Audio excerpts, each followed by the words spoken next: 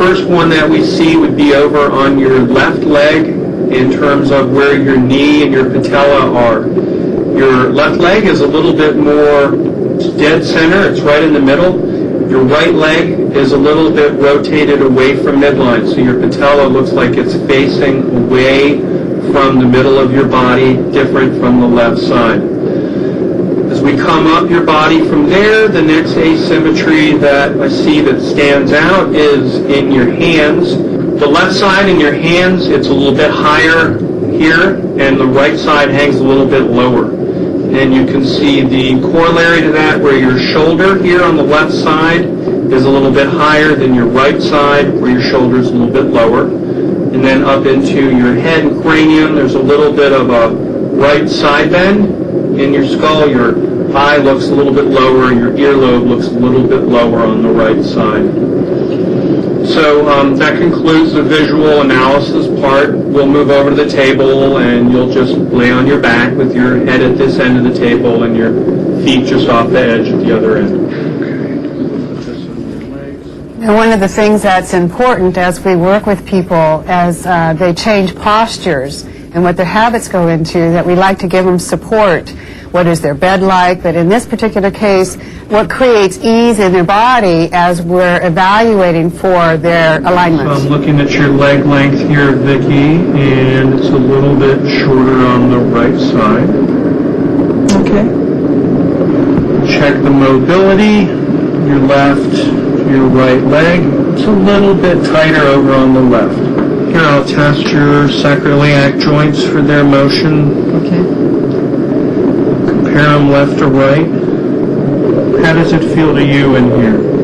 It feels a bit tighter on the right to me. It feels tighter on the right to me also.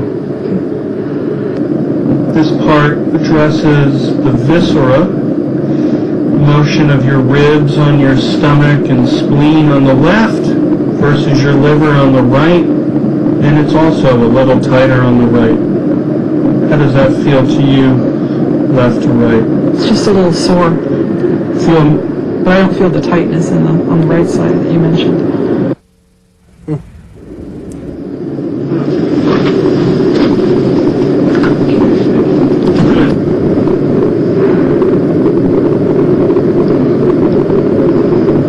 Pressure still okay? Yeah, it's fine. Left side, right side. Does one side feel tighter to you than the other? To the right, it's tighter.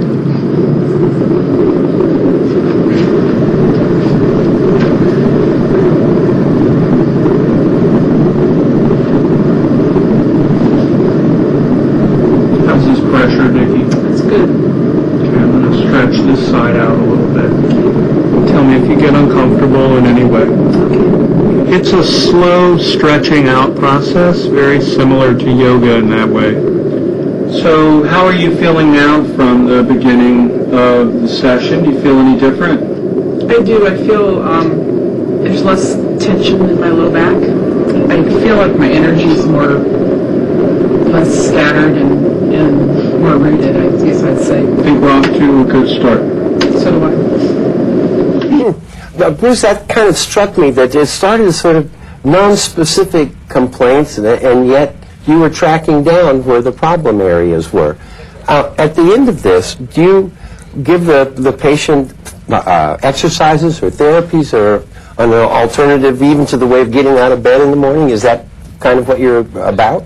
Yeah, I try to follow up the manipulation part in the office with modifying what you're doing outside of the office. So everything from adjusting the ergonomics at your computer and at your desk space, your sleeping, and your workouts. Those are probably the top three areas that I try to focus on to help people out and so they can help themselves out. Gail, I know it's very easy to sort of drop out of good health habits. A person can be ill or they can have a month of stress and suddenly they're doing things differently. Do you need to identify some of those things as well in your patients and perhaps get them back on track? Oh, yeah. Frequently they'll come in, and again, the chairs that we choose. Mm-hmm. You know, maybe they've retired and they're working a little bit more with computers, but the things that they choose gets them into the possibility of slouch-type posture. Can't you just hear your mother, stand up straight? Yeah. You wonder So- about that, but I can see that happening. And often, people don't change the things they need to change. Oh, I can manipulate my computer just fine. I don't need those rests for my wrists. Yeah. So we help them with all of that. We even go to their homes and see what their stations are like. Right. How can we give them hints and being able I to think that's provide- really important because Yeah. you could see if they have placed, for example, small kitchen appliances at the wrong level and made their life difficult unnecessarily. Yeah. Or checking how the bed system is. We need to take a short break. So when we come back, we will continue our discussion of integrative manual therapy and aging. We'll be right back. The Los Angeles Department of Water and Power wants to give you up to 7 free shade trees just for completing a workshop, either online or in your neighborhood. The Trees for a Green LA program offers LADWP residents over 40 different varieties of free shade trees. Trees benefit the environment, save energy, and add beauty. Get your trees by participating in an online workshop by logging on to ladwp.com/trees or call 1-800-GREEN-LA.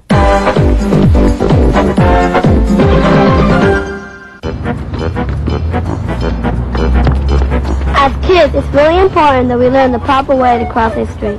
First, you have to stop at the curb, then look both ways to make sure there are no cars. If you see one, wait for it to pass, and when it's clear, you can cross. As kids, sometimes you have to set an example. Look both ways before you cross. Cars can't see you.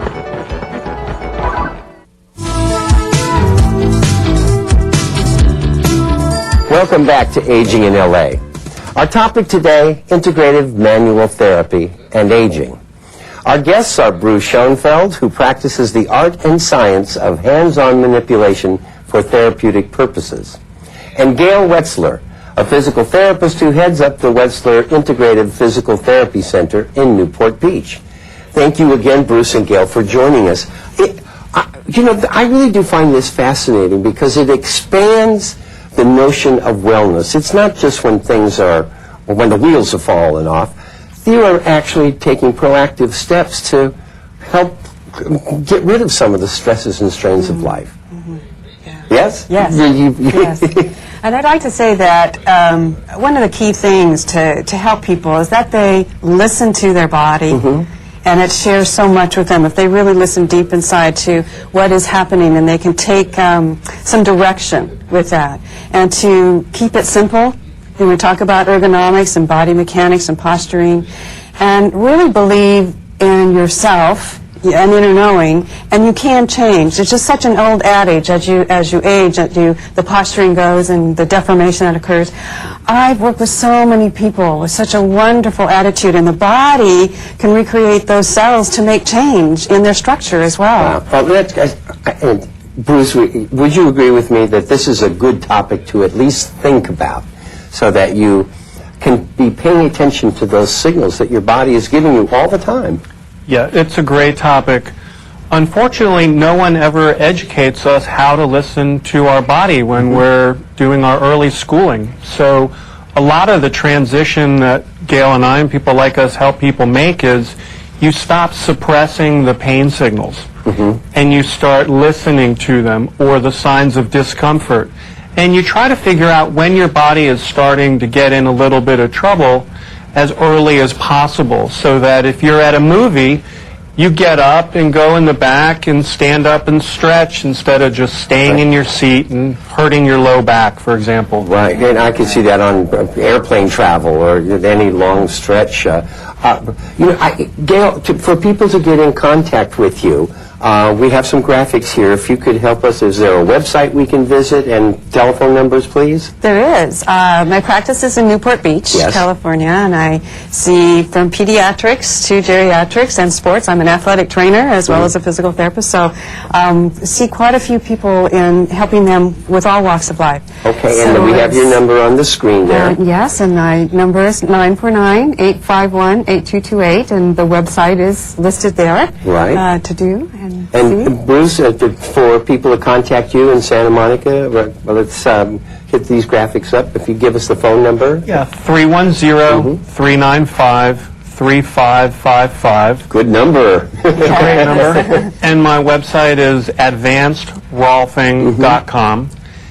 And I also do a lot of work with people who have unresolved scar tissues. So whether it's post-C-section or hysterectomy, sometimes the layers just become restricted, and I help redifferentiate them, and it's a very helpful thing. Well, Bruce, let me focus on that for a second, because so many of in our audience are actually caregivers, and they may have noticed something in the person they're caring for that's not right. You know, their instincts are troubling them. Do you actually see caregivers as well, so you can help in case there's a team effort going on to help a senior? Yeah, people will come in with their significant other or their caretaker, and as much as I can, I'm sure Gail does the same thing, we try to empower people to take care of themselves, improve their ergonomics and leverage in their activities of daily life, and just pass the information on versus just hanging on to it ourselves. Right. Gail, let's talk about balance issues, because so many elderly people, that's when the crisis comes. They've fallen. What are some of the steps people can do to sort of keep that away from them, to help them navigate life, if you will? One of the key things is keeping their flexibility. Keeping their flexibility, the hydration that it comes from hands-on therapy, but also exercise and strength and lengthening. Keeping their strength, keeping their coordination through means that are exercise-related. Also, teaming up, working, like you said, with the caretaker. We get the caretaker involved with their therapy. And what is it that they can do to help with hands-on work, keeping the range of motion going, and working with stabilizing their balance through those means. You know, you guys were gracious enough to give us a list of like the top 10, 11, 12. And let's go through some of these things so people can figure it out. And of course, the first one got me right away. Clothing. Wallet in the back pocket. Now, people really do throw themselves out of alignment sitting on the wallet, don't they? Yeah. They really do. It, especially if you have a big wallet, it just puts an asymmetrical twist through your pelvis and your sacrum, and it's not part of the solution. Okay, number 2, tight underwire bras. Yes. But they're so constrictive. So constrictive, and it affects their breathing pattern, in such a way. You notice, Bruce, I didn't ask you this question. Go ahead, I'm sorry. But your body, when you feel that and you don't breathe as well, you actually form around it. You go into the formation of what that tightness is. You don't want to stretch from it, so that's there, and it's a very high point. I've watched this in airports all the time. People are loading themselves up with fanny packs, and they pile junk in them, and you just know they're carrying an extra 5 pounds on one hip. That's the trouble there. And these backpacks for children. Children hurting themselves. Yeah. We've even gone as far as physical therapy to, which later you'll see in regard to pushing carts, but even with kids, we recommend that they start loading up those small pieces of luggage if they have so many books, starting with junior high and high school. Oh, do they ever. So we get those involved. Basic stuff, shoes and socks. People often don't buy the correct kind of shoes, either for their activities or for their condition in life. They really are, wearing $2, dime store tennis shoes when they need support. Yeah. If you want to go out and wear shoes that look nice and aren't as comfortable, do that. But there's also a lot to be said for being in a shoe that has a really supportive, neutral sole that is flexible and absorbs impact and is just part of decompressing your body. Well, that leads us to some around the households. people are forever just putting on socks and walking on bare floors, guaranteed to slip. Floors, showers, rugs, and floor mats, these are things where people can get those. At the top of the show, I called it a sprain. You've sprained your ankle. Those are some of the things that actually happen to people. Yeah, and just like we say, trying to look for that ahead of time and creating ease in the environment and create the environment. Do the rugs need to be taped down? Do they need to be taken away? Or taken away, yes. Taken away, Right. like that. And then, of course, those assistive devices, a handrail by the toilet. It's probably a good idea as you advance in age. Yeah, just like good sitting applies to your desk. If you're sitting in a toilet that is really very low and you have a low back problem, you may want to put some elevation on the seat just to increase leverage in a way that's good for you. You know, in the course of doing the show, we have had conversations about how difficult it is for older people to get socks on, for goodness sake. And they sometimes have to be taught how to do that. So now some things for general well-being. Use push carts, not hand carts. That speaks for itself. Now, what do you mean by cross-training, stairs and sitting? You mean to stay active even as you're doing those things? Yeah. You want to basically give your body variation in terms of how you use it, and that increases the hydration and mobility. So whatever your workout is, try to do something else which is going to move different tissues and work your body in a different way. Right, I see. So it's not just, don't confine yourself to just one thing. Now, unfortunately, it looks like our time is up for today's edition of Aging in L.A. Thanks so much to our guests, Bruce Schoenfeld and Gail Wetzler. And now, it's time for our feature on Aging in L.A., Senior Stat Shots, where we look at statistics that pertain to senior citizens. Today's Senior Stat Shots relate to the issues that we have discussed on today's program. What are the benefits of integrative manual therapy? Well, first, often people feel lighter and more energetic. Some people will actually grow taller as rotations in the body begin to unwind. People often appear slimmer and feel more balanced. Chronic aches and pains are reduced and often alleviated, and movement feels more fluid and flexible. As we begin to view the world from a more stable and balanced structure, we gain self-confidence, and the environment around us appears less threatening. As our body becomes more flexible and open, so does our mind, and we approach life from a less rigid standpoint. And that's today's Senior Stat Shot.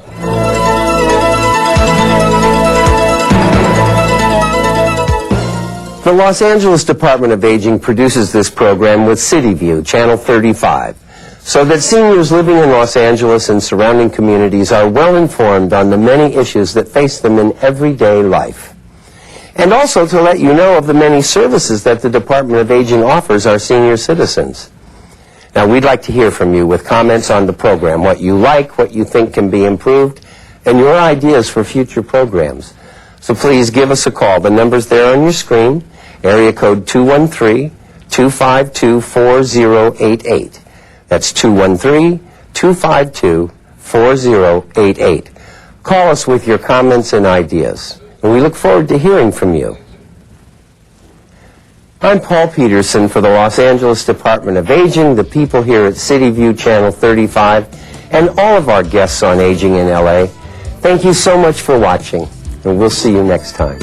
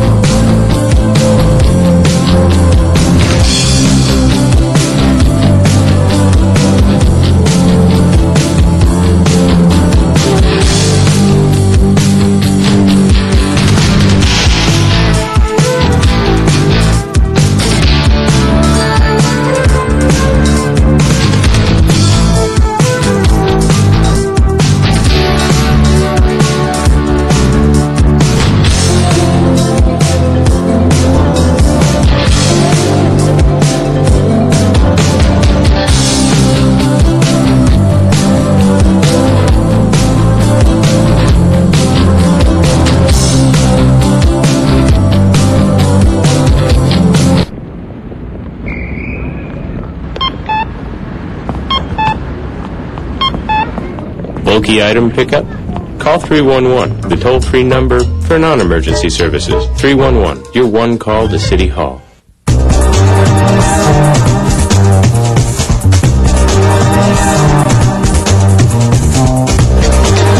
LA City View Channel 35. Your city, your channel.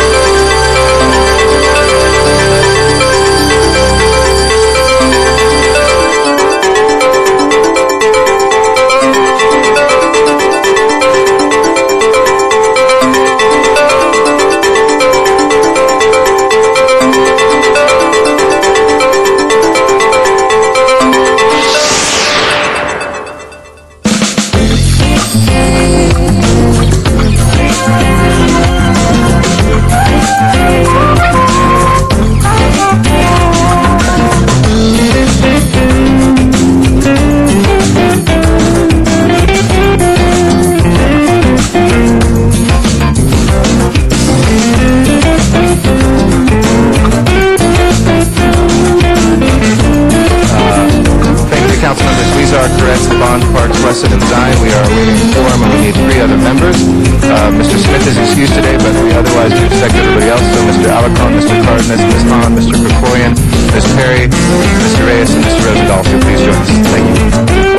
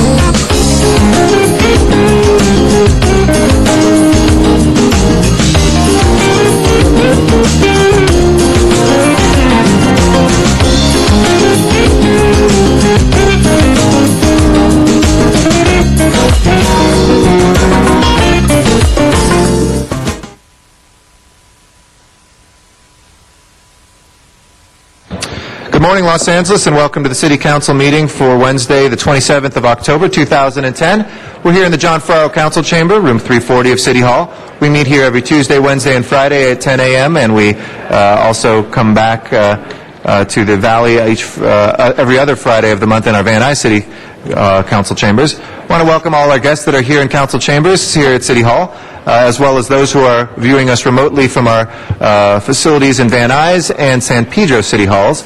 We're also available through the internet at lacity.org, where we stream live council meetings and we archive all of our past footage of council meetings. We're also available through the city's cable system through Channel 35, and that is broadcast live and rebroadcast each evening. I want to thank those council members who are here pursuant to council rules on time. It is about 10:04, and council members Weezer, Koretz, Labange, Parks, Rosendahl, Wesson, and Zine are here. We are awaiting 2 more members to constitute a quorum. Mr. Smith is excused today, but beyond that, we are awaiting the following council members: Councilmember Alarcon, Cardenas, Hahn, Krikorian, Perry, and Reyes are late. If they will please make their way down as soon as possible. In the meantime, we have our agendas available in the back. Those are made available to the public 72 hours in advance, and all the supporting material that is made available to council members is also available to the public either through the city clerk's office or also online at lacity.org, and you can click on any of the agenda items and see the supporting materials for them. All items are divided into those items that have already had a public hearing in committee and those that have not yet. If they've already had a public hearing in committee, it requires a council member to move to reopen that public hearing to hear cards from the public. But any item that has not yet had a public hearing will trigger a public hearing if there's a card submitted by the public. And those cards are available here as well as in Van Nuys and in San Pedro. We also have a section of the meeting called General Public Comment for items not on today's agenda, but nevertheless under the jurisdiction of the city. Thank you, Mr. Cardenas. We are awaiting one more council member. The council members Reyes, Perry, Krikorian, Hahn, and Alarcon are still outstanding. So as soon as we get one of them, we will begin the meeting. Thank you for your patience while we await those council members.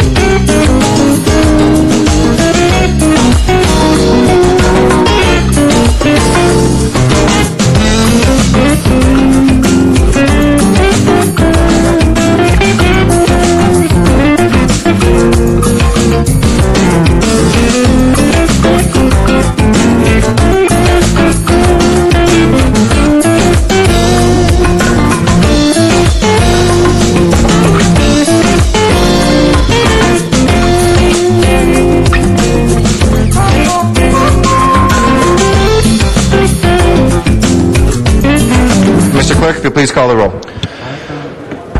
Alarcon, Cardenas, Hahn, Weezer, Koretz, Krikorian, Labange, Parks, Perry, Reyes, Rosendahl, Smith, Wesson, Zine, Garcetti, 12 members present and a quorum, Mr. President. Thank you. First order of business, please. Approval of the minutes. Mr. Weezer moves and Mr. Reyes seconds without objection. Those will be approved. Next order of business. commendatory resolutions for approval. Mr. Krikorian moves and Mr. Labange seconds. Without objection, those will be approved as well. Colleagues, if we can turn your attention to the agenda, we're going to go through the agenda now, and if I can ask folks to wrap up their conversations, please.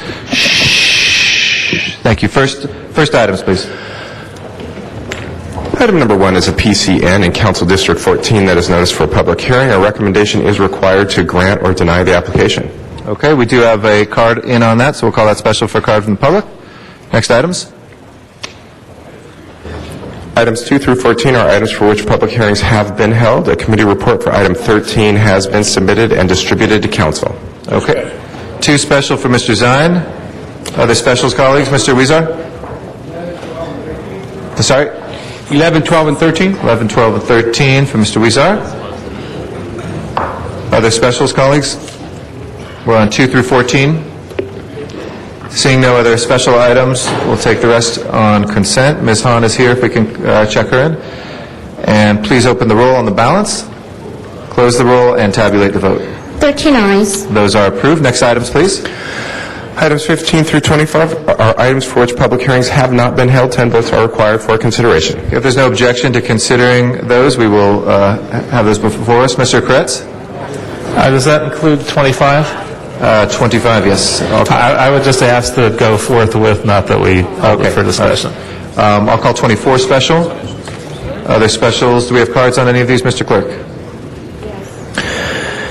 Yes, sir, we do. We have cards on items 19, 20, 23, and 24.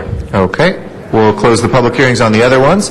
And if nobody else wishes to call the balance special, let's take up the balance, please. Open the roll, close the roll, and tabulate the vote. 13 ayes. Those are approved. Next items, please. Items 26 through 27 are items scheduled for closed session. Would you like to hold those on the desk? Yes, please. Let's hold those on the desk. Unless Mr. Parks, do you want to move any The of those? issue on 26, if it meets the concurrence of CD 11 and 5, that could go in open session because it's asking for an appeal right. The other one is a significant amount of money. Is there any objection on 26? Mr. Koretz? Mr. Koretz? Mr. Koretz, are we okay moving 26 in open session? Yes. Okay. Let's go ahead and read that proposal then. Mr. City Attorney? Mr. President, it would probably be more appropriate to have that one actually discussed in closed session so the council at least gets a briefing on the matter. Okay. The recommendation of our city attorney to do that, we'll go ahead and defer to the city attorney this time, but that's his one shit for the week. We will call that special for closed session, and we did want to move, per Mr. Koretz's desire, 25 forthwith, please. We do have a special meeting, but we'll call that later. We have a request to take 24 out of order before public comment, and we'll come back for public comment. And so I'd like to invite on item 24. Colleagues, we have a report before us. As you see, many of the guests that are in council chambers today are representatives of and members of Los Angeles Chamber of Commerce. They come here each year for an Access City Hall Day to lobby and to educate and to inform the people of Los Angeles and the elected representatives that are here. A number of us addressed them about an hour ago, the mayor, the city controller, city attorney, and myself, but they are here and have given us a report which has been distributed for everybody that gives some great detail, not only in the city's economic conditions and possible priorities, but also your own council districts analysis, which really drives into some of the numbers in your individual neighborhoods and council districts. So I'd like to invite the chamber forward to the table to give a presentation on this, and then we will have a discussion based on the items that are before us, but you can go ahead and come to the center table if you'd like. Matt Toledo, who's the chair of the board, chair of the board, Janita Willoughby, Gary Tobin, and Brad Kemp, who is the director of regional research at Beacon Economics, who are responsible for that. Mr. Labange, did you want to say something before they began the presentation? Well, I just was checking on the distribution of the report that you mentioned, which the clerk hasn't distributed yet. All of our offices, I believe, got them before, and we'll make sure that everybody has them on their desk as well. Hold on one second.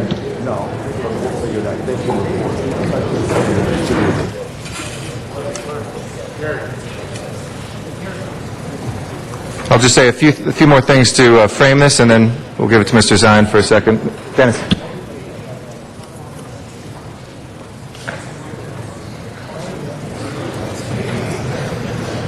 Well, I'm going to recognize Council President Eric Garcetti. It's not the custom to speak from the chair, so thank you very much, Mr. President. Colleagues, today we have before us, as I mentioned, the LA Chamber of Commerce. I'll keep my remarks brief because they're going to say much more interesting things than I am. But we know the challenges in this city right now, an unemployment rate of about 14.3%.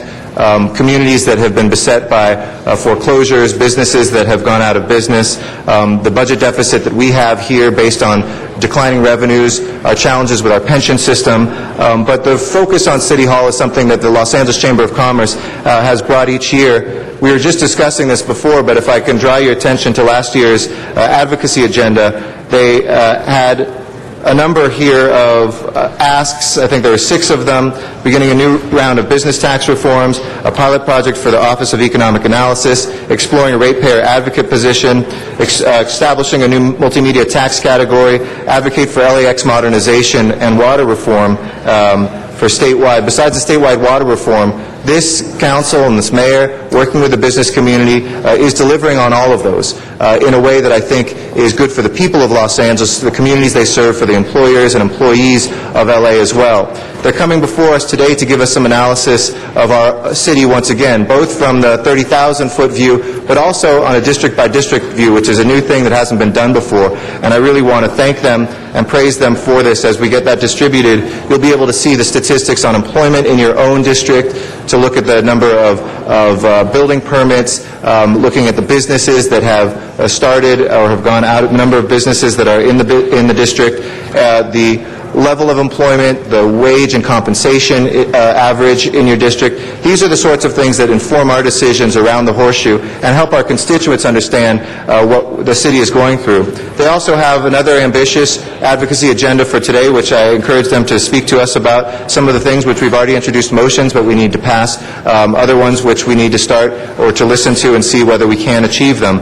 But they are great suggestions. They've been well thought out. And from the small, medium, and large business owners that are here and representatives, we thank you for taking the time out of your day to be here, joining with us to make sure that we do have a city that is as economically vibrant as possible. Your work couldn't be more important at this time. So with that, I'll turn it over to you, Matt. To me. Thank you very much. Thank you, Council President. Thank you, Council President. Good morning, everybody. My name is Matt Toledo. I'm the publisher and the CEO of the Los Angeles Business Journal, and I'm the 2010 chair of the Chamber's Board of Directors. First, I want to thank Council President, Garcetti, but the entire council members for hosting us this morning and allowing us to visit with you today. I also want to thank all the business leaders that are behind me who took time out of their schedules and running their business to be here with us this morning at the Chamber, or the Chambers today. We're here this morning because we care deeply about the city of Los Angeles. We see ourselves as shareholders of this city, shareholders of if Los Angeles is a company. And at this moment, we believe that our city requires a new way of thinking and a new culture, one that is more focused on results than in process. Over the past 2 years, with this economy, it's been particularly difficult for businesses. We've struggled as we've tried to emerge. Excuse me. There is too much discussion on the side. It's difficult to hear the speakers. Sergeant Arms, you please quiet down. And it's not the audience, it's the folks around the Horseshoe. Thank you, audience. Sergeant Arms, please, on the continuing conversation, let these folks take it behind the pillars or into another room. If I might then just punctuate, we really see ourselves as shareholders of this community and stakeholders in the city, and we feel as though this city is at a crisis at this moment and really needs to look at how it operates as an organization. And we feel it should be more focused on results rather than the process. The last 2 years have been particularly difficult for businesses in our community. We've all struggled to operate our organizations and deal with the difficult economic times. In most cases, we've had to deal with salary cuts, pay freezes, and as the unemployment rate has indicated, layoffs. We also have a great appreciation the challenges that the budget crisis has been for each of you here at City Hall. For more than 120 years, the mission of the Los Angeles Chamber of Commerce has been to be champion policies that help grow our economy and improve the quality of life for everybody, not just business people, but our socially as well. The work we do with the Homeless Task Force and the various activities we have throughout the year with education demonstrate that the Chamber is much more than an organization that's focused on business. We care about the society and the region at large. We believe that civilization follows commerce, and commerce requires some sort of profit-making engine. More jobs, more commerce generates more tax revenues that helps drive the services to make this a great city. We're here this morning for 3 reasons. First, we want to share with you the first ever LA City Council District's jobs report. This report was commissioned by the Chamber and was completed by Beacon Economics, and we believe this is the first report that actually breaks down key economic indicators by council district. We want this information to serve as a benchmark for each of you to not only understand the jobs that are in your district, but have it be a benchmark to see what kind of policies and what kind of activities you can engage in to help encourage job growth and economic stability within each of your districts. We plan to update this report annually and make it available not only to you, but to all Angelinos so that we can see what progress we're making together. In a few minutes, you're going to hear from Brad Kemp of Beacon Economics. He's going to provide you the report and overview and answer any questions that you might have. Second, I have Danita Willoughby to my right of AT&T. She's our incoming Vice Chair of Public Policy. And Gary Tobin, the Chamber's President, will briefly outline our job creation and reform priorities. And finally, we have several business and civic leaders that are behind me here today who would appreciate the opportunity to make some brief public comment. So we certainly appreciate your attention this morning, and we look forward to continuing to work with you and partnering with you to make Los Angeles the best city in the country. Brad, let me turn it over to you. Thank you very much, Matt. Good morning, and thank you for having us here. The LA Area Chamber was approached Beacon Economics to prepare a report to look at the city at a more granular level. Looking at the city council districts, the 15 city council districts was a natural disaggregation of the city, and we've provided the information. If we can move forward and slide, we do have a PowerPoint presentation on the screen. If we can move forward one slide.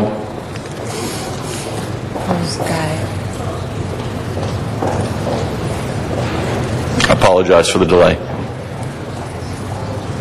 I'll move forward. When we have the PowerPoint ready to move forward, I'll address each individual slide. There's no way for me to address all 15 council districts and the trends that are going on in each individual district. What I'll more do, just to give you an idea about the data sources and the information contained in, look at the city level data and understand that everything that we provide at the city level data is also then broken out for each city council district.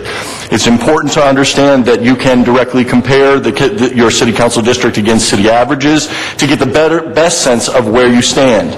Always be cautious about comparing against other city council districts on each individual data point, because there clearly can be differences in a number of different variables, such as one area may be a traditional residential community and another an employment center. Any chance of moving forward in slides? Can we get the slides moving? There's nobody there. Okay, we need to get somebody over to the machine to move the slides. I apologize. Do we have someone who can take care of that? I guess it's ready to go, but there's no one pushing the button. It's okay, I can move forward. The purpose for this event, there we go. I think it's moving forward. The purpose of this study overall is to increase the knowledge of the city's economy and how the districts fit within that larger community. Increase understanding in the data resources and how it relates to the individual districts, a better understanding of trends in each of the city council districts, and ultimately to increase the use of data in policy development. That's one of the key issues, is that we not only have anecdotal information, which is extremely valuable, but we're able to support or deny that anecdotal information through confirmation in data. Please move forward.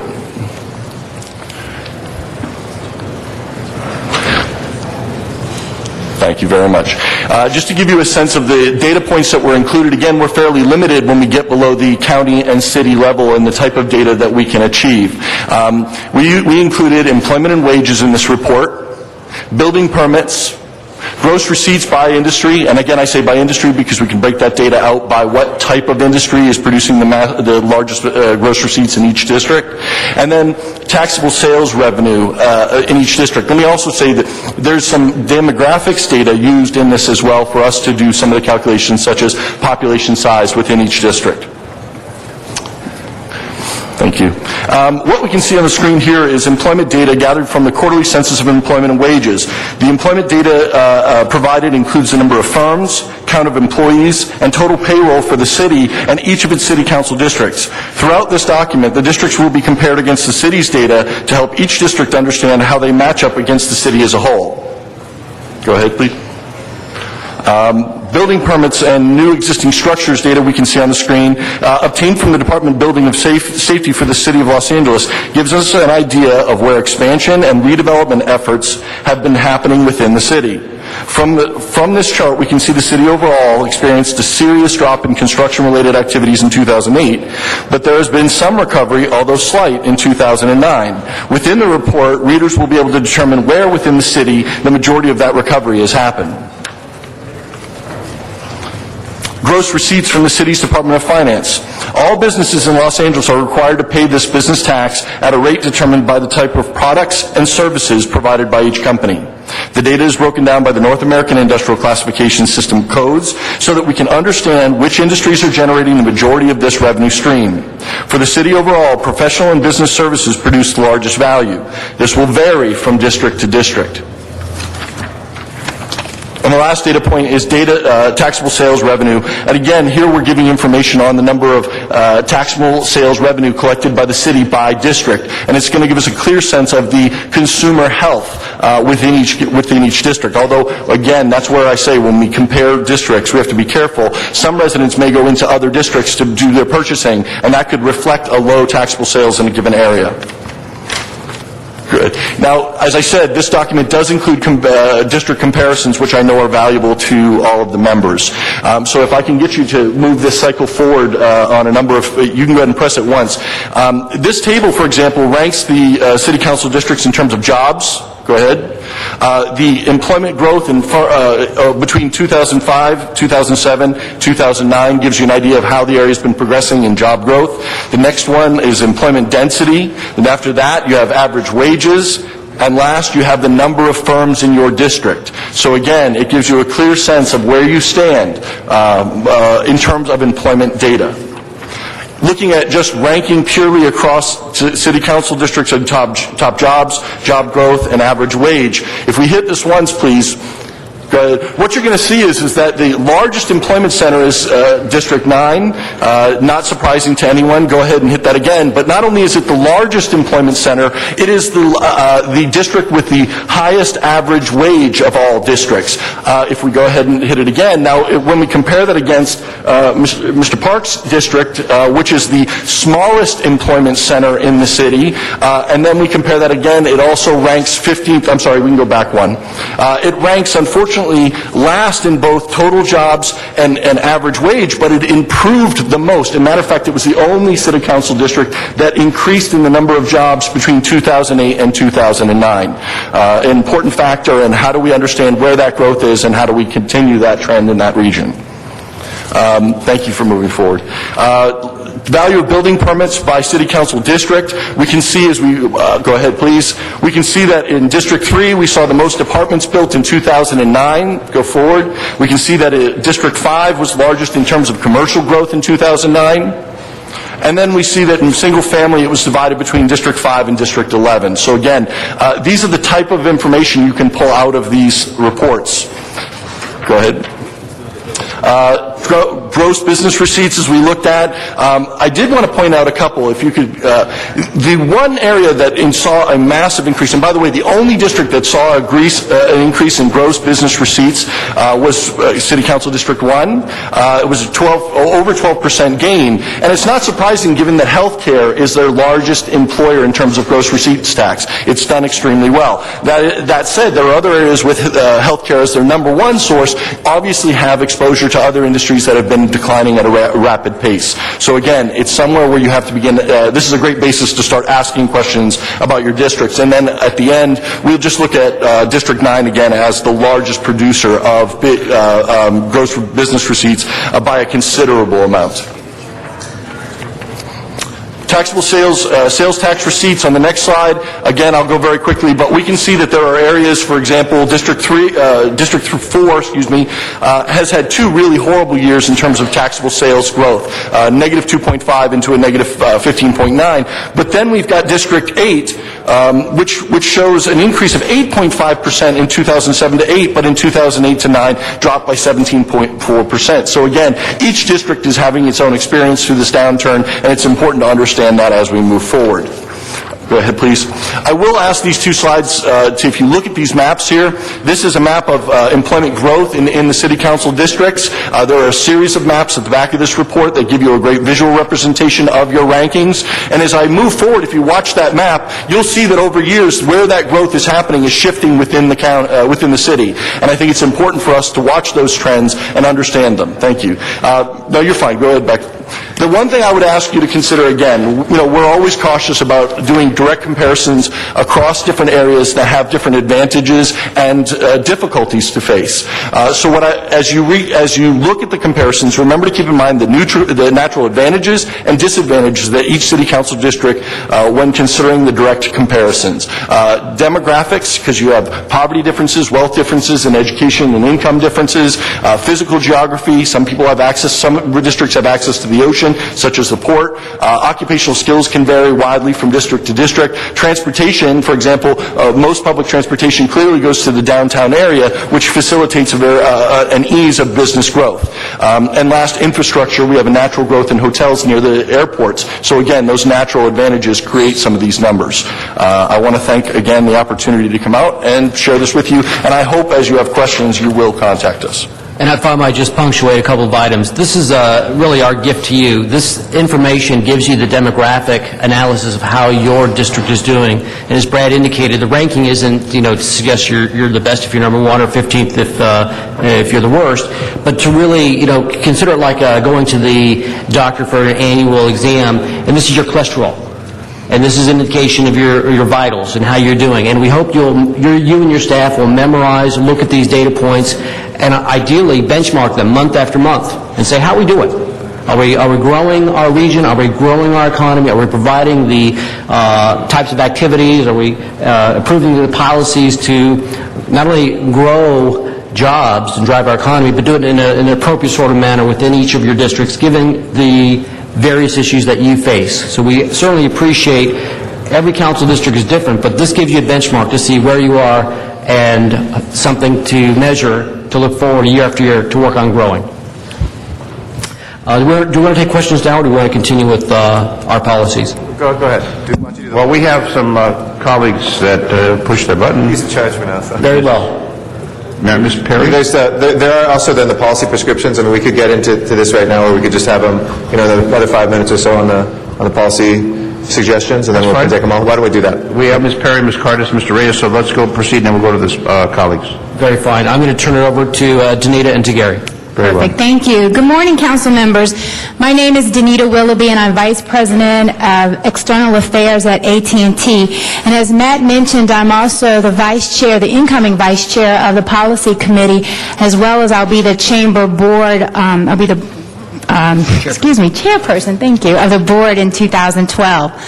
Over the past year, we've worked with many of you guys to talk about how City Hall and the business community can come together to strengthen our business climate and create an economic environment that facilitates job creation. I also know that our chamber staff has worked very closely with your policy staffs to make sure that the voice of the business community is heard on these critical issues.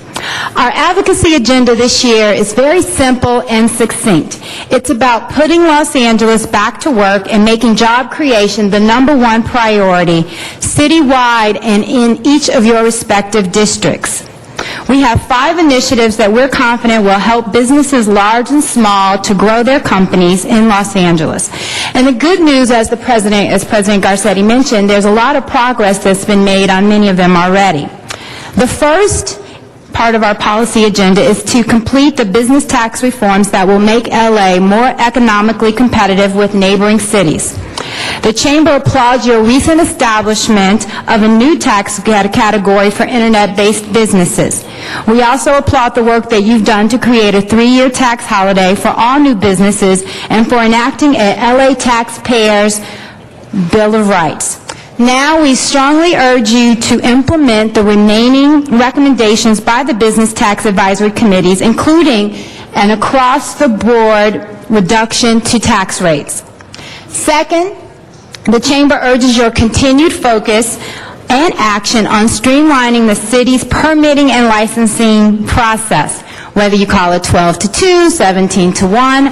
I think we all would agree there is a great opportunity for us to streamline the process.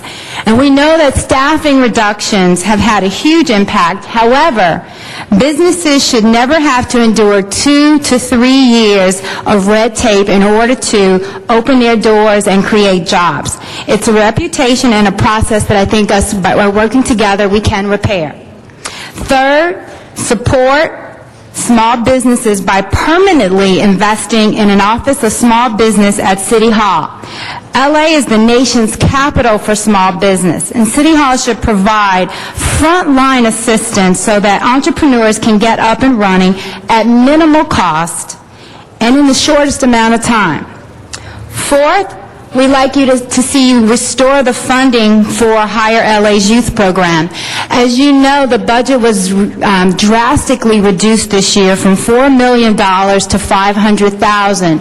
Fortunately, the gap was closed by federal stimulus dollars. However, next year, those stimulus dollars will not be available. And this program is critical and an example of an excellent investment that can be made for taxpayers when you think about it's creating job skills and putting people back to work, especially in that 18 to 24 category. Finally, we'd urge you to make the pledge that no new city ordinances will be introduced that will hinder job creation. That's why we strongly support taking the Office of Economic Analysis pilot project and making it a permanent part of City Hall. Much like the report we shared with you today, this office can provide the nonpartisan economic information that you need to make the best policy decisions. At the end of the day, Los Angeles job creators want to be able to tell their friends that City Hall has been a partner, not an obstacle, in creating new jobs in Los Angeles. The success of our partnership will also, and most importantly, increase revenue to fund vital city services and improve the quality of life for all Angelenos. Thank you so much, and I'll turn it over to Gary. Good morning, members of the council. Thank you for this opportunity. Well, I have the opportunity here to talk about an issue that you've been spending a lot of time on, and there'll be a news conference on this afternoon. Every business person in this room knows, along with you, that one of the most difficult challenges facing you in our city is how to address the annual budget deficit and the growing cost of pensions and health care. During the last 2 years, the council has made some very difficult decisions to reduce the city's workforce and eliminate a number of city services. But we all know, according to the CAO, that once again this next spring, you'll face another $300 million plus budget deficit. And you'll face that same deficit each and every year in the foreseeable future. How we address this challenge, this budget challenge, and the growing cost of benefits for retirees will determine how many city services will need to be cut and how many current city employees will be laid off next spring and every spring thereafter. The reality is that every additional dollar that the city lays out for pensions and health care means a dollar less for libraries, parks, police, fire, and other basic services. That's why we strongly urge pension reform that will have a positive impact on your budget deliberations in future years. We also encourage the kind of health care reform in terms of employee contributions that you've been discussing. These proposals you have been discussing are a good start, and we encourage you to go as far as you possibly can, because every cut you make today will help you in your budget deliberations next spring and the spring after that. It's so important that we preserve as many city services as we can, reduce the number of layoffs of current city employees, and protect taxpayers who themselves are hurting from this recession. We know that budgeting for a city, a business, or a family is about taking a fixed amount of money and spending it where it benefits the largest number of people. And we think that you benefit the largest number of Angelenos by addressing the rising cost of pensions and health care benefits for future retirees by acting today. We look forward to our partnership with the city and the mayor and city employees to create a business climate that pulls us out of this economic downturn by generating jobs and tax revenue that the city of Los Angeles needs. Los Angeles is the most diverse and vibrant city on this planet. We must lead the way, and we as a business community pledge our continued collaboration with you and other stakeholders in our community to make for an outstanding vision and opportunities for everyone in our city. Thank you very much. Thank you. Ms. Perry. Thank you very much, Mr. Chair. I had the pleasure of meeting with Mr. Tobin yesterday and going through the report. And one thing that jumped out for me is that downtown is a major economic engine, a major center, and I think I have to take issue with people who are not willing to understand the significance and the dramatic effect that downtown has had on the entire basin and the region with respect to bringing in new jobs with a level of wages that are highly competitive. And I think it affirms what I've always known, that this is a part of the city that should be supported with infrastructure, with public transportation, so people have the ability to get in and out of here, or stay here, or live here, have schools here, have health care here, grocery stores here, to be able to build a whole new community that didn't exist before, because we're already drawing people and have the decent jobs here. And all I can hope for is that the projects that we've already gotten completed have a catalytic effect. It seems to be working on 7th Street. I can attribute most of the work that I've been able to do on Central Avenue, south of Washington Boulevard, to the catalytic effect of redevelopment downtown. Now, most of my district is a redevelopment area, so we've been able to capture the tax increment and reinvest it back into the community. I'm not suggesting that that's a model that should be applied across the city, but what I am saying is, with focus and willingness to push yourself in non-traditional ways, you can create great innovation and opportunity. The one question I did have was on page 24 of the report, page District 9 summary, the difficulty in pinpointing the gross business receipts and sales tax revenue.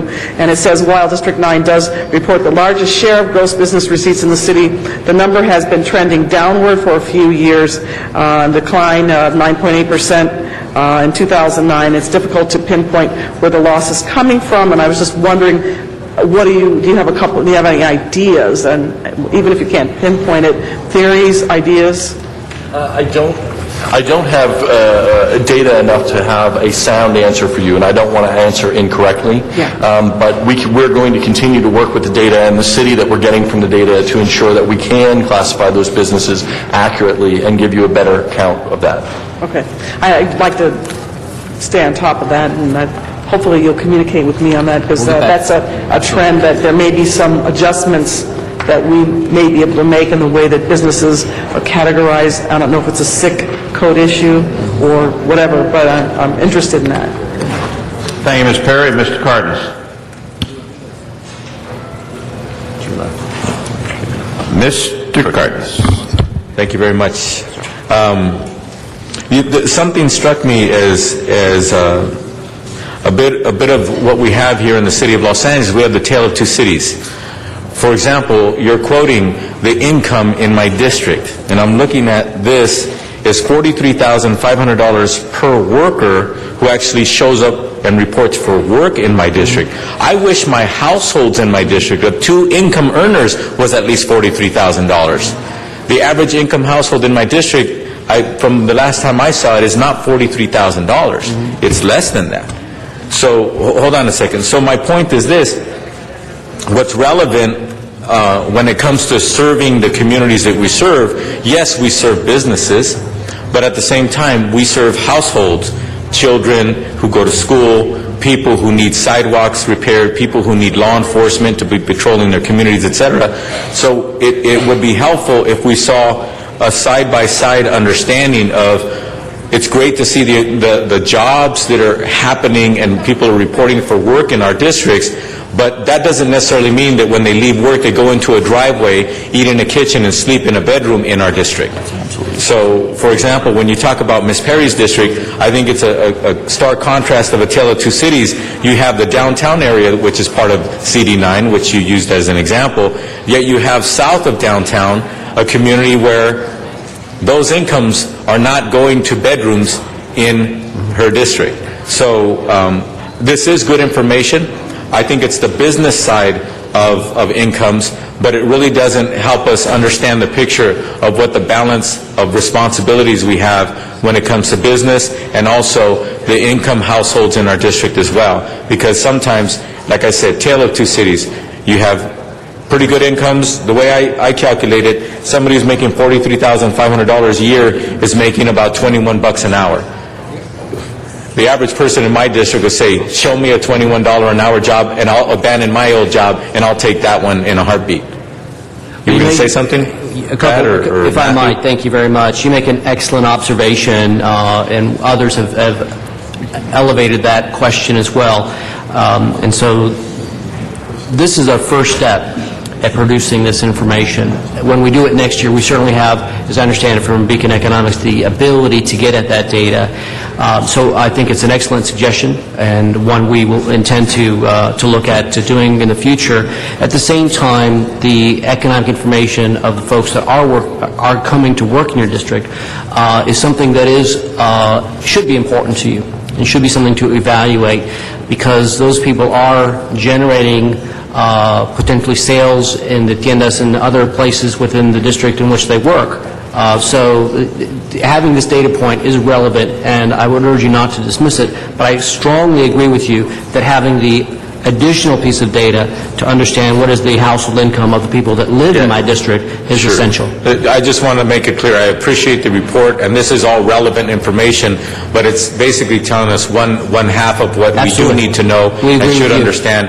And I speak not only as a council member, but before I became a full-time politician, I was a full-time business owner where I did not draw a salary. If my business made money, my family was able to eat. If my business didn't make money, I lived on no salary. I was a mom and pop type business. So my point is I can appreciate the business side of it, but at the same time, as an elected official, we have other parameters that play into each other, and when we get that information together, I think that it creates a much better informed electorate. Very good. Ed, did you have a comment on this? Sure, and I totally agree with you. We always talk about two populations in any given city or city council district. You've got the residents and you've got workers, and there is not necessarily a complete overlap of the two. Not only do I think we can break out especially as the 2010 census data comes out, we can get down to the granular level. We can at this point go granular 2,000, but it has less value. What I will tell you is that we may be able to look at the city council districts and look at where do the residents go outside that district for work. What categories or what jobs are they taking and what wages are they getting paid? That's what's coming back into the district. So I think it is an exciting prospect. Mr. Reyes. Thank you, Council President. I appreciate this dialogue to know that this is a first step. It's crucial. Because many of us, when we look at the regional relationship, when you pull out this profile, it's hard to, how can I say this, create the kind of synergy when you have 89 cities surrounding us. Each city has their role. Obviously, we're the biggest one in the center. But when you talk about the multiplier effect, the notions of desirability, what that does to quality of life. As Councilman Collins has been stating, we started balancing out the tale of two cities. When I look at my district, 40% of my district is at or below poverty, 40%. When you look at the levels of homicides versus property crimes, you're going to see an overlay. Now, when you start looking at the notion of people per square mile and who is actually living here, I would venture to say that because it doesn't show up in your data tables, it doesn't show up in your codes, then more than probably half have been missed. And the reason why I say that is that I have in certain pockets 70,000 people per square mile. I at times say that my district is like the Ellis Island of the West. The largest number of immigrant first days are spent coming into parts of my district, in Westlake, in Pico Union, parts of Chinatown. And so they're real people, but they don't show up on these databases. So that's what I call the sub-economy, which we all know. The other day I was while walking 6th and Union, when we had the unfortunate shooting of the gentleman from Guatemala. It was about 7 p.m. and I was counting heads on that one block. In one block, I counted 250 persons. In the next block, I counted 330. And this is only on one side, on one sidewalk. So the vendor activity and the amount of cash flowing in that little pocket was amazing. And people were selling goods and wares that they probably stock up in the living room. And these are people in the thousands in our city. And they don't show up on these tables.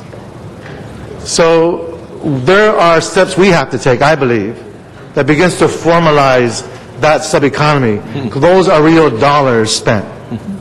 And to do this city justice, for mainstream business to start understanding how they look at profiles of our economy so that they can understand desirability of our place. Because all they see is poverty. But if I were to take some of the marketers, people who start thinking about In-N-Out, where to put one, when they start thinking about these other places that complement our ethnic foods, our ethnic cultures, we can have a much greater presence with tourism. Because now it becomes a safe place to go visit, as opposed to a place you want to stay away from, which our own brochures, when you look at our city, they actually say, stay away from this community. I've read it in the LAX propaganda. I look at it and go, wow, we're penalizing ourselves. They have yet to see what we've done in our own city in the past 5 years. So how we have this love-hate relationship with Los Angeles. And the fact is there's so many good things happening in our respective district, but it doesn't get captured in these databases. So I would hope as a first step, I could see this as a primer. That these are the regional impacts, regional indicators that help the mainstream in terms of how you look at business-friendly issues. When we start drilling down as to who creates real jobs, it's the small and medium-sized businesses. Now, I take a cue from the banks. they created cards where folks who are either undocumented or are just started becoming citizens, where they can save money by not going to those quick pay, quick check places. They actually have bank cards now, before they even have IDs or before they even have driver's license. And there's a lot of commerce occurring there. But they chose, these are banks from other countries, they chose to acknowledge them as opposed to keeping them in the shadows. So these are dynamics. I'm hoping we can create models, perhaps start capturing the international strength of our city, albeit many of our communities do not fit the mainstream profile, but I have a lot of faith in the dynamic nature of our population and how it moves and how it survives, and we have to figure out ways to capture that profile. I mean, for our own good, because I think we're missing big markets because of our own biases and inability to understand these nuances when it comes to diversity, and I'm hoping we can go in that direction. Thank you. Thank you, Mr. Reyes. Mr. LaBonge. First of all, I want to thank you very much. Thank all those. It's hope bring you back to your college days where you feel going to a little seminar. This is very good work. I think what Mr. Cardenas and Mr. Reyes said is very important. We all agree. I see at least Buick for United Way. I remember the report that they did, which kind of counteracted a little bit. You coined the phrase, I believe, tale of two cities. So that's all important. Couple big issues there, that and I think it's good. It all can be broken down. Statistics are so important. Water and power. How much better are Los Angeles businesses because they're in Los Angeles and they have water and power as opposed to Edison? Does anyone have an idea on that? Have you looked at our power rates and our water rates as it goes to industry? Any comment? My estimate is 10 to 15%. Better. So I think that's an important value because I think that's why the city built its system, because they saw the economic development. In just a few short years, we're going to celebrate the centennial of the aqueduct, which Mulholland made the greatest speech of all time. There it is, take it, which fed the Pueblo and fed its development. Also, on issues of public works. Are public works jobs in this study? Yes, they are. They are, because there's $1 billion from the San Fernando Valley through central Los Angeles, both a big water project and a big replacement project for a sewer system, which is real important to know the public component. LA Unified, LA Community College District, all have been doing great building programs. That is in this list. And I think it should be broken out, because I think what element of this discussion of the stimulus package that came out of Washington, D.C., a lot of this is local stimulus that we've taxed ourselves that should be at least a knowledge of a credit to get work that is needed for infrastructure that is so important. So I wanted to mention that as well. And then on the future, the most important future public works project that I hope we could focus on is high-speed rail. High-speed rail is going to connect inner cities of California and job bases and how that works. So I think these are very good, important, very good report. I greatly appreciate it. And advocacy is so important on the spectrum. So all our doors are open, and we all have staffs who want to assist and engage. And hopefully we all can find a way to get to where we want to get to and have a city that has the enterprise. And I see the work that other members have done in their neighborhoods that have made a difference because of local street commerce.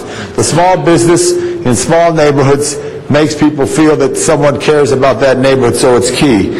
And I pledge my support to assist in this. The only new ordinance that I would propose, because of reduction of city service, would be often fast food places near intersections have no street trash can, and that trash ends up in the street because people don't find a way to put it. I may want to find a way to work with business that fast food or other enterprise have a street trash can that they service, because those who did your job before 100 years ago, they swept the street in front of it. The business person got out and took care of the street. Over the years, the city did it. Now the city has reduced that, and this is just a small thing, but a clean street, a clean area makes people want to come into business. So that's an aspect that I'll work with you on a bigger issue, because that clean streets is clean bay. Clean bay is all that environmental challenge that we want. Clean river, which is so important. Thank you very much. Thank you, Mr. LaBonge. Last point, since I got a minute, tourism is so important. Thank you, Tourism Mr. in LaBonge. Hollywood. Thank you. Mr. LaBonge. The buttons aren't working on the left side, so we've got, all the buttons are out. Okay, well, Mr. Rosendahl, and then I have Mr. Weezer, Mr. Koretz, Mr. Corrigan. If there's anyone else who wishes to speak, just let us know. We'll put you on. Mr. Rosendahl. Thank you, Mr. President. First of all, great report. Thank you for giving us an analysis. It helps us in what we need to do as policymakers, so you've done a great step. I was intrigued by the homeless thing. You know, my district, which is a high-end district, we have the ocean, you know, fresh air. We always have development going on, and we always will. We opened a project the other day. No matter what the recession is, it is a place to be, thanks to Mother Nature giving us that ocean and the mountains and the wetlands. We also have a substantial amount of homelessness. We have a little town in the heart of my district called Santa Monica. Okay? It does several things. Number one, it brings in over 200,000 cars into my district every day to go to work there. They never worked, and our city never worked with them historically to work on transportation modes, housing modes, and all that. In fact, its town's population went down from 96,000 to 86,000. So the housing wasn't created for the workers. That's why I'm big on development in my district that creates housing, affordable housing, high-end housing, whatever housing, so there are less car trips coming into my district. That's when we cut the ribbon the other day there. It was beautiful to see that group creating another couple of hundred units. That's the plus things. Bad news is they also push out the homeless, and they all are in my area. I have cars and campers everywhere. I have a real tough situation. And Venice looks like a shanty town half the time because the money isn't invested back in Venice, where it should, since it's the #1 tourist attraction in our city. What I'd like you guys to do is help me create a bid along the ocean front. Okay? So the businesses there can work with me more effectively in getting money back and getting projects back and getting opportunities back. For instance, I put in a skateboard park. It was languishing for 10 years. We got it going. I'd like some naming rights issues there where we could actually then have naming rights and invest back in Venice. So whatever you can do to help me in investments in Venice, which is a tourist place, I would be most grateful. Secondly, I'm cutting a deal with Chrysalis, which is right here in the audience there. These are great people to keep my bathrooms clean. I'm going to be announcing that my bathrooms will be open until 10:30 at night. My police, we got a great chief of police. He's totally focused on my district and has given me more officers. So we're going to be able to keep the bathrooms open until 10:30 at night, so that everybody can go to the restroom. This is the trouble with America. We don't have enough public bathrooms. So where do people go? And in my district, it's become a huge health issue and a social problem. So with Chrysalis, whatever you can do to support Chrysalis, which does an amazing amount of work grabbing former homeless people and getting them jobs and making things happen. But I would like very much to have your homeless task force that you've created, which I think is fabulous that you're doing it, work closely with my office on the issues of people living in the cars and campers and the homelessness. We're creating a program with PATH. PATH is a group that works with homelessness. We're finding locations in my district where people can live at night, at least a certain period of the day, and sleep in their car and camper. Right now we have a city law, 8502. You cannot sleep in your car and camper. Fact of the matter is people do. What are they doing with it? They're sleeping in it. So they're pushed around and moved around. We're going to find locations, and I'd like the business community to help me on locations. We went up to Santa Barbara. Santa Barbara has the private sector and the public sector and the church groups all working together. They've created 21 locations where cars and campers can go. Those who want to participate in that program will be certain rules and regulations, and they'll get wraparound services where they need it and want it. Those who don't, we're going to get them out of my face because they're in my people's face, in front of everybody's face. So what I'd like you to do, like for instance, I'll just use, I don't want to mention a business or two, but there are a lot of businesses in my district that at night, a parking lot might take one camper or one car and work out a relationship with those people to be there. But I need help from the business community to help complement and collaborate with the issues of the homelessness. Can I get that sense from you that you'll do that, Matt? Yeah, we'll absolutely look at, with our homeless task force, we'll absolutely look at that, absolutely. Very good. And also talk to the business community about some parking lots that they might be able to let us work with. Good idea. We'll have officials involved. It'll be all straight above board, and it'll be rules and regulations and wraparound services. Excellent. Great. Thank you. And I appreciate what you just said. Thank you, Mr. Rosendahl. And Mr. Weezer, followed by Mr. Koretz, Mr. Korian, and Ms. Hahn. Thank you very much, and I certainly appreciate the engagement that the Chamber is having with the Council. I think this is so important. In my 4.5 years here, this is the first time we have this open discussion like this, which is a great thing to do. And we all care about Los Angeles, and given the circumstances right now, the financial circumstances, certainly all of us are looking for ways to support our city, to make sure we not only get out of this, but to look to the future and a brighter one. And that means jobs, that means giving people the means to provide for their families, and allowing us to say that we do have a good quality of life. And in my 4.5 years here, one thing that I found that is missing from the city of Los Angeles is that we don't have that center in the city, or perhaps in joint partnership with the private sector, to talk about how do we continue to attract certain industries to the city of LA. So, for example, we all know that some of the emerging industries of the future are biotech, the biomed, but we should be talking right now in conjunction with the private sector about how we provide a package of incentives. How do we already have that property ready for them? And we're just beginning to do it in the clean tech, for the clean tech corridor, so that if there are businesses out there that want to locate someplace, we're like, here, this is our incentives, and this is the location where you could come. And I think in the future, when we get this downturn again in the economy, it is cyclical, we'll see this again, we'll mitigate the high unemployment rates that we have right now. We'll mitigate those impacts of a downturn economy. One thing that I was thinking is where this can take place. The Office of Economic Analysis, we're moving that. I think that's a good thing. Right now you have the mayor's business team and some of the economic development efforts that the mayor's office takes.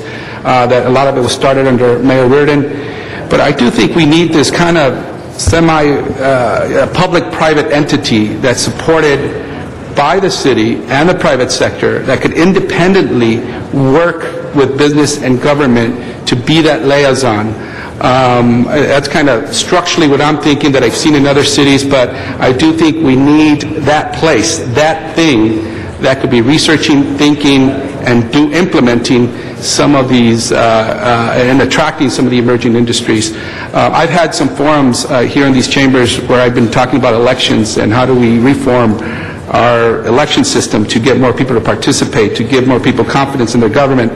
And our next forum is going to be on economic development and jobs, and how perhaps we could, and look at what the city has, and should we, and how should we create that entity, and should we go in that direction? I know I spoke with Gary and Matt and others, and I think you're going to be part of that discussion. I look forward to that, because I may be wrong. If I am wrong, tell me we do need that entity or not, but that is certainly missing for us to attract the emerging industries and be ahead of the game, so in the future, when that downturn comes again, we're better prepared to handle it. So I look forward to those discussions. Thank you. Thank you.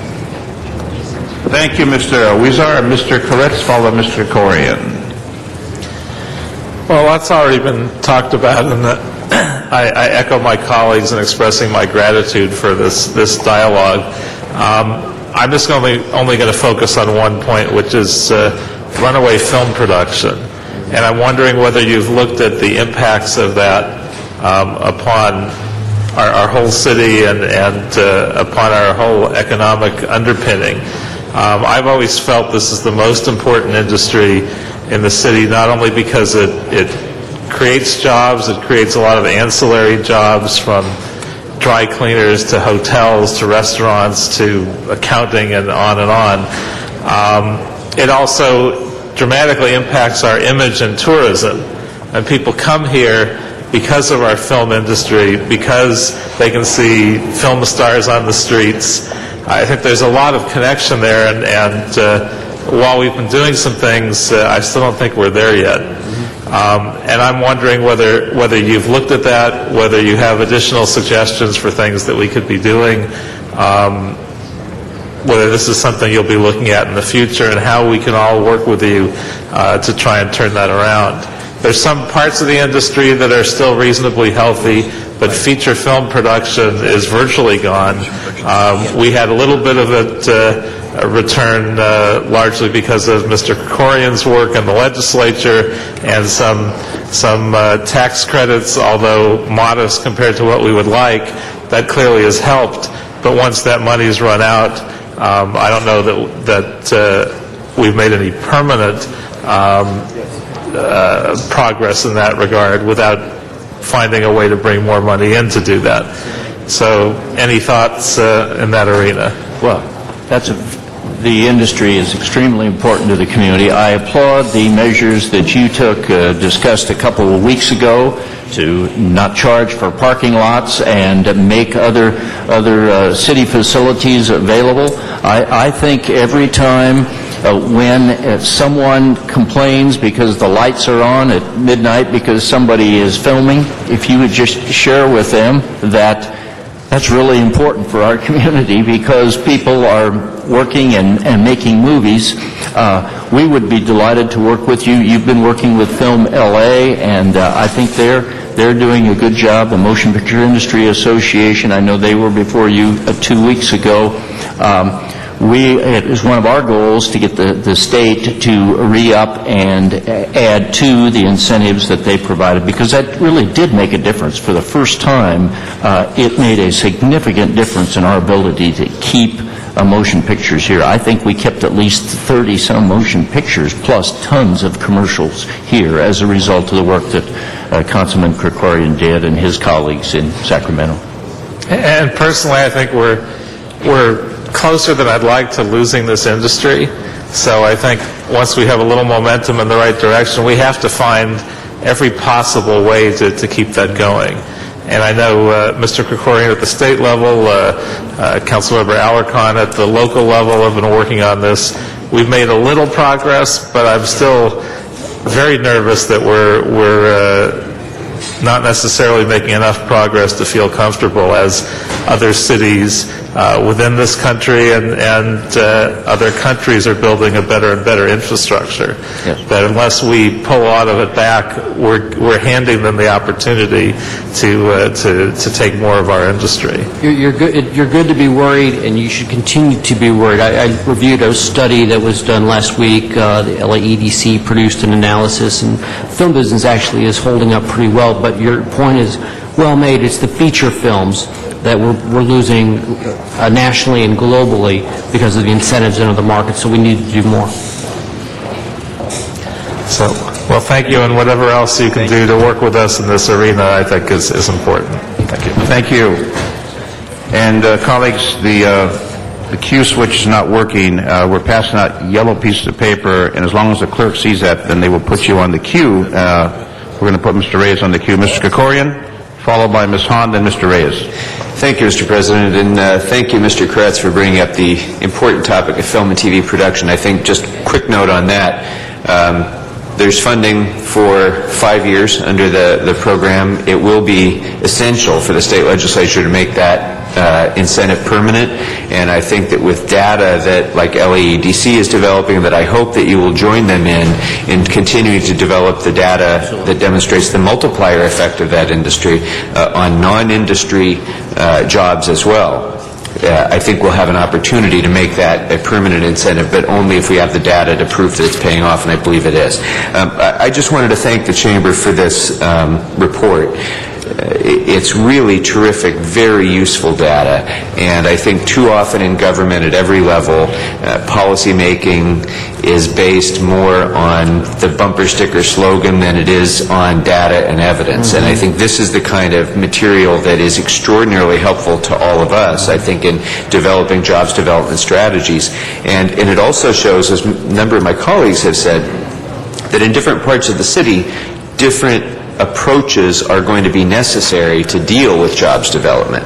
And we clearly have to have a variety of strategies just in order to keep up with the job loss that we're suffering, let alone to start to build positive job growth for the 21st century. A couple of quick questions. it was unclear to me, because I know the employment data in this was drawn from the quarterly census of employment and wages. It was unclear to me whether, and Mr. LaBonge asked about public works projects, but does this include any public sector employment? Does it include the employment of public employees? It includes all public sector jobs. Okay. So on that note, we have a breakdown by district and citywide of gross receipts by industry sector, but government is not included in that, obviously, because it doesn't generate gross receipts. I wonder if we could have, if it's also possible to have a breakdown on not just gross receipts, but on employment by industry sector, by district, so that we can see what the strongest areas of actual jobs are in each of our districts and citywide, and also, frankly, so that we can see what relative proportion of our workforce is employed in the public sector versus the private sector right now, and how those ratios are changing over time. We're going to work with the Employment Development Department, who we've gathered the data from using GIS maps and council district shape. But the problem is that some of the year-to-year data was volatile, and at the industry level. And we're working with them right now to try to clean that database up so that we can get better district data. So we'll work on that over this next year. Terrific. Again, thanks again. Very good work. Thank you, Mr. Correa. And Ms. Hahn, followed by Mr. Reyes. Thank you very much. Obviously, my council district took a big hit as a result of the downturn in cargo at the Port of Los Angeles. And it wasn't just my district, because certainly what goes on at the port affects regional, actually affects national, affects the global economy, but particularly there's a lot of jobs that are directly associated with the Port of Los Angeles. I mean, I was in a restaurant the other night, and they had to lay off a couple folks in the restaurant because directly tied to longshoremen spending their money, in this particular restaurant. So it really has an impact. I'm thankful to say, and I think it's a good trend, cargo is picking up. I think the last 3 months were the highest it's been, in a decade. I'd like to hear your analysis of the real role of, the international trade industry, particularly the Port of Los Angeles, in not only my council district, but really in the region, and what do you see as the future there? The other issue I always talk about, haven't been able to figure that out yet completely, is the relationship between the export business and businesses in Los Angeles. I mean, exports are always really lopsided in terms of imports coming in. The international trade industry, I still think, is a growing, glowing, booming business. How do we do a better job of connecting businesses, I think particularly small businesses, women-owned businesses, minority-owned business, into the whole realm of exports? Just don't feel like we've focused enough on that. To me, it's a window that has got the greatest potential for growth, I think, anywhere. And the other thing I'd like you to comment on is the green technology that we talk about green jobs. Are we going to be the new Silicon Valley in Los Angeles as it relates to green jobs? I think our policies, particularly at the Port of Los Angeles, the green, clean air policies, have created this laboratory. We're mandating that things are cleaner at the port. I think that presents a laboratory where these new innovative green technology emerging businesses can actually try out their products, have test cases. I mean, we're the perfect place to encourage and incentivize for green technology. We have Port Tech. LA is a new business down at the Port of Los Angeles that is trying to do just that, encourage and incubate new businesses. So I'd like to hear your take on, what role you think the port's going to play in all of our futures. How can we connect more folks to the export side of the international trade industry, and where are we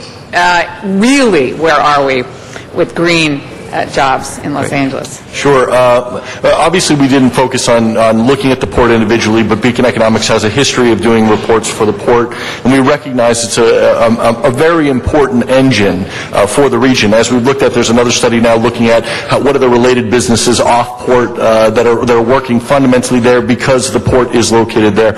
Until we've done that kind of research, it's really hard to say what the economic engine is. We always say that a lot of the goods do go outside the region. We see limited benefit from that, but the jobs on the port themselves are very good paying, but relatively limited in number.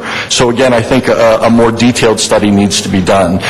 Going to the green issue, I think the question of success in that long term is what's the demand in the consumer, whether it be the individual buying a product at home or a business integrating new green product and process.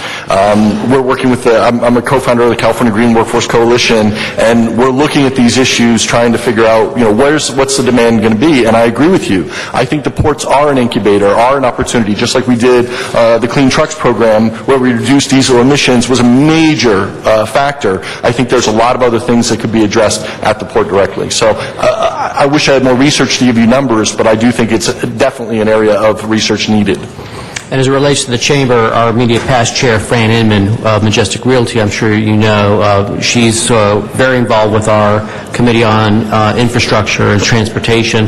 And so we should be sitting down with you to talk about what things are going on. As everybody knows, the Panama Canal is going to be coming online here very shortly in terms of increasing their ability to take these super freighters, and that's going to add more competition. And we really are at risk relative to the port, which is a major economic engine for us right now. So we'll follow up with you with Fran. And I will add to the fact that with the dollar that's relatively stable, it had seen some rise but fallen again and is stabilized. If the dollar remains relatively low, we expect that'll do well for exports, and we think volumes at the port, as we've seen, gone to more hours of operation again. We see that trend continuing. So I would imagine that we're going to have growth throughout 2011 into 2012 at a slow pace. Thank you, Ms. Hahn. Thank you. Mr. Reyes, our final speaker, and then we have 15 public comment cards. Thank you, Council President. I wanted to ask if, given the dialogue you're hearing today and seeing how we're trying to drill down a little bit and look at different layers of factors that influence our economy, are there models that you're aware of that are being used in other places that might fold in some of these other factors that speak to our international role within the world economy? Is there anything out there that you can speak to? Well, I don't mind saying Beacon Economics has an international trade report, which you can find available on our website.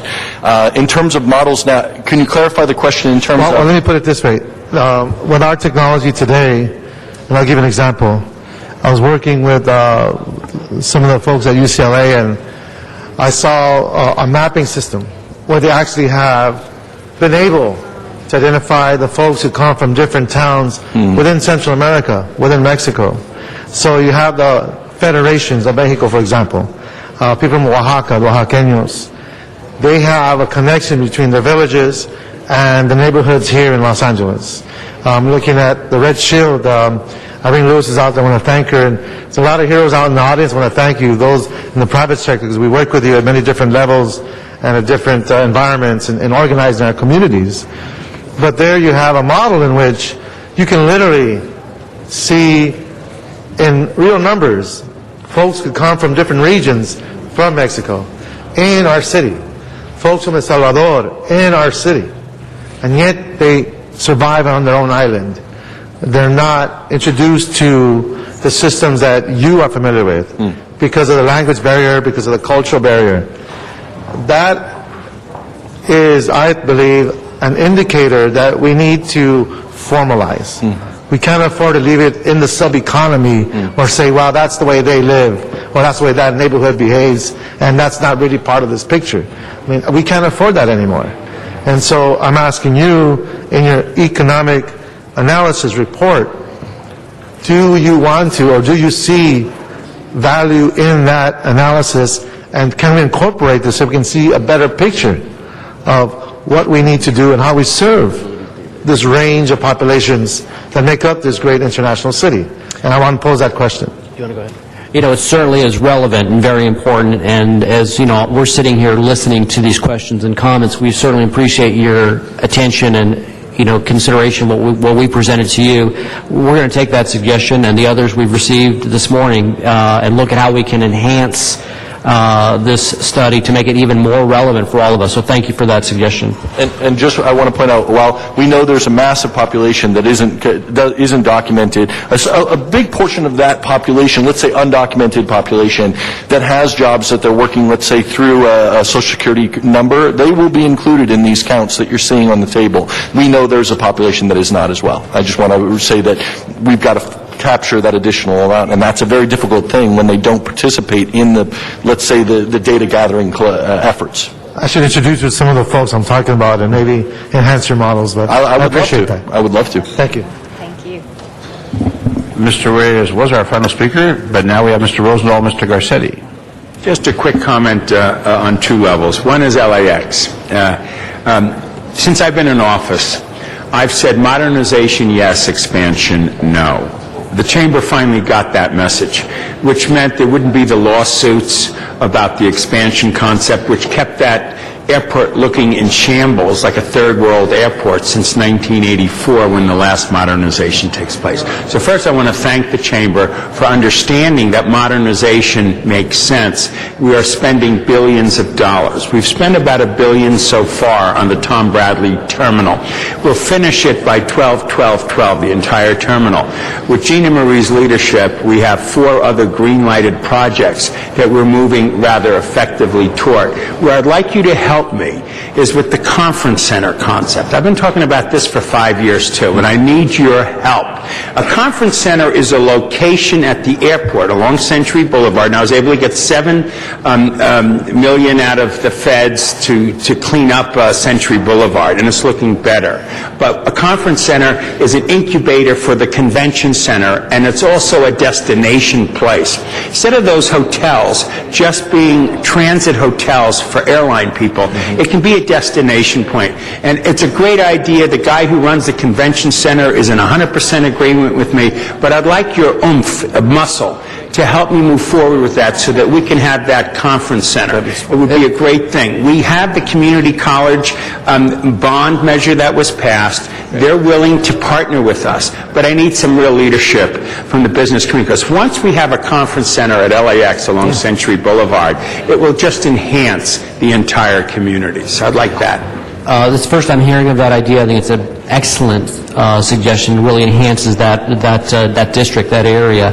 So have somebody in your staff or personally have them call me, and we'll engage it with the Chamber and the paper. It's an excellent suggestion. Great. And the 3010 and the Measure R, I'm so thrilled with your support and leadership on that, to get 12 projects over the next 10 years while we're still alive, and instead of having that MTA board fight with themselves as a dysfunctional group, they're all working together now, and I thank you for that support. Thank you, Mr. President. Mr. Garcetti, our final speaker. Thank you. I will be brief as in seconds. Thank you all so much for your time. Thank you to the members who are here as well, and thank you to the council members for their ideas and their thoughts. I think you've been clear what a good suggestion for a legislative platform is for this year. It's something that we have embraced, and the parts that we haven't yet looked at, we will look at in the next few weeks, and so your members can see that accountability, can know what we can do. I think we all subscribe to that central philosophy, you deserve what you want, or a very good explanation as to why you can't have it. And between those two, we certainly will see what we can do this year. It's a tough year, but with your leadership and the collective focus on the economy, I do feel that our better days are just around the corner for us here in Los Angeles, but we have to do it the right way and make sure when we do recover, it's with the right priorities too. So thank you very much for that. Thank you. We appreciate Thank you, your time. President Garcetti, very much, and thank you all the members of council and all the business leaders that have joined us here today. We want to continue to work together to continue to make Los Angeles a vibrant city where people want to continue to work, play, and live. So we really appreciate your time this morning and attention. And if you want to stick around, we have 15 cards on this particular subject matter, and we'll hear from those folks now. Mr. LaBonge? I'm just saying, because they spoke for the hour, you don't have to sit there, you can just sit here wherever you want. I just wanted to make sure that you're welcome to remain while we hear from the public speakers. Karen Hathaway? Karen Hathaway?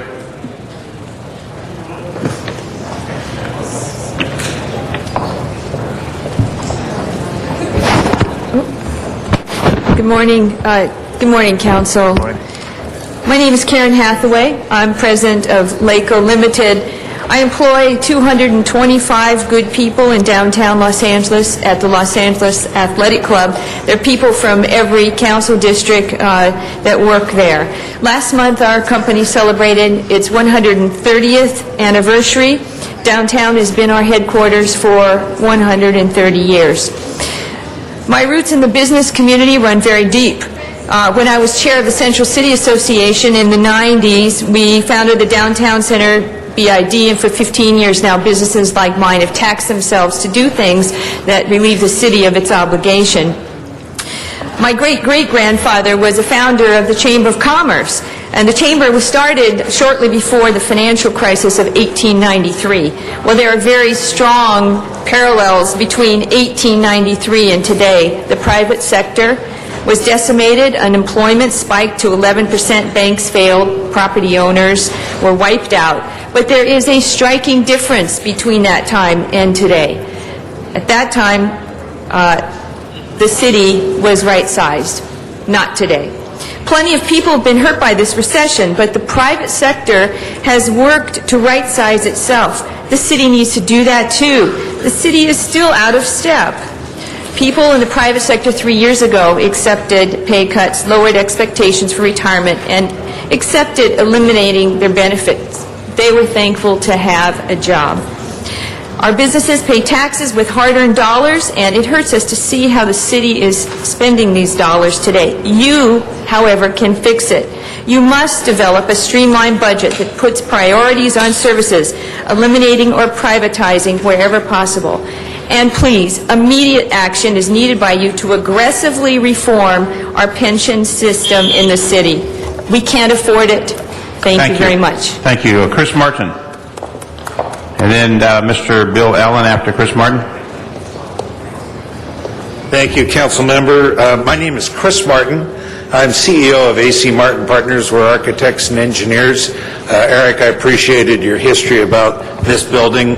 As many of you know, my grandfather was the architect of LA City Hall in 1927, and I was fortunate enough to lead the architectural team in its historic restoration and seismic upgrade. So fixing LA City Hall is kind of a specialty for us, but more physically rather than public policy, but I'll give a shot at it.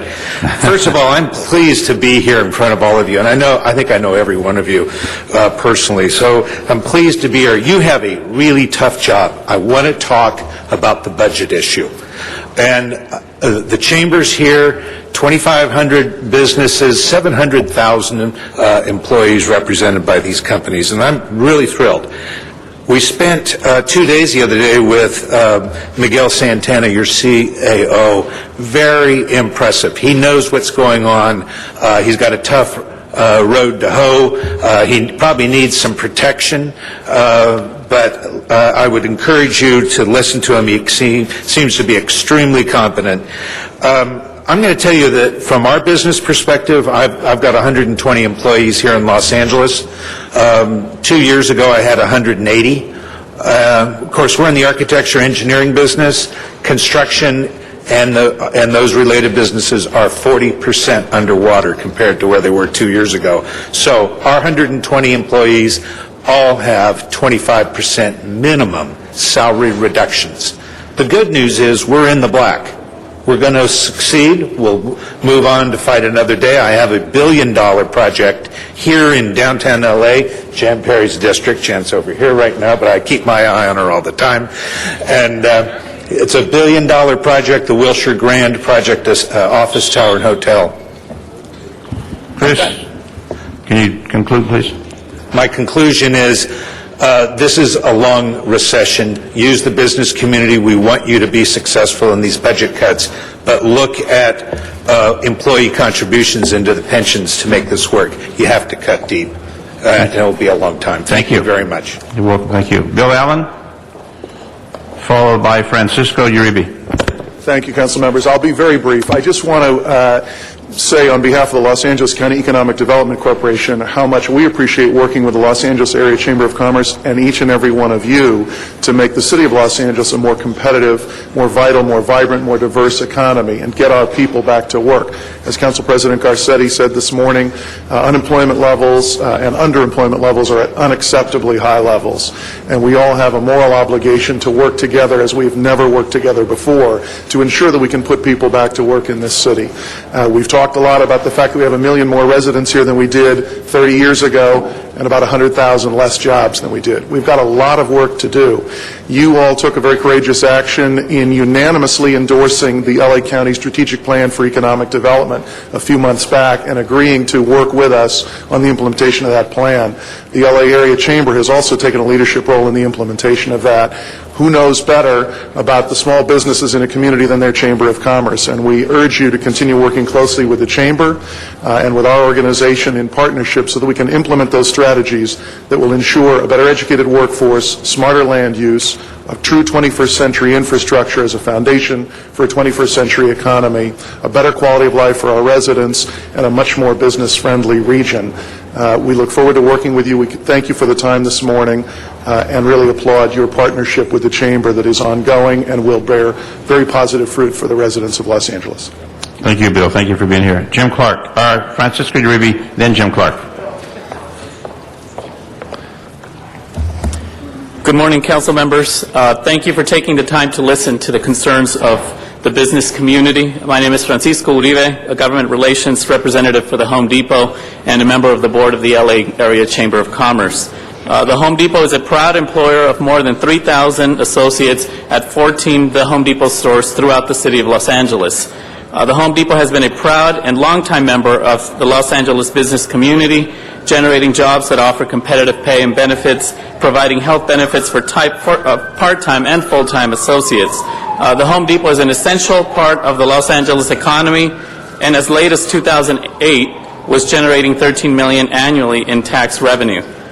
As a Los Angeles stakeholder who is concerned about LA's future, the Home Depot stands in support of the Los Angeles area's Chamber of Commerce advocacy priorities, which we've talked a lot about this morning, but just to highlight a few, we urge you to please make job creation a #1 priority to ensure that new city ordinances help and not harm job creation, pass hiring tax credit, streamline LA's anti-job bureaucratic red tape, and fix LA's infamous permit and entitlement process.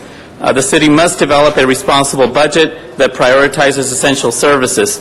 We are here to partner with you in those endeavors, and we appreciate this opportunity. Again, thank you for listening to our concerns and about the future of Los Angeles. Thank you. Jim Clark, followed by Jane Pack. Thank you, Mr. President, members of the council. I appreciate the time. I'm Jim Clark, Executive Director of the Apartment Association of Greater Los Angeles. We are proud members of the LA Area Chamber of Commerce and very active. As you know, I represent housing providers, all of whom are small business owners. You have a great opportunity that's coming up in the next 2 months with regard to the modification of the RSO.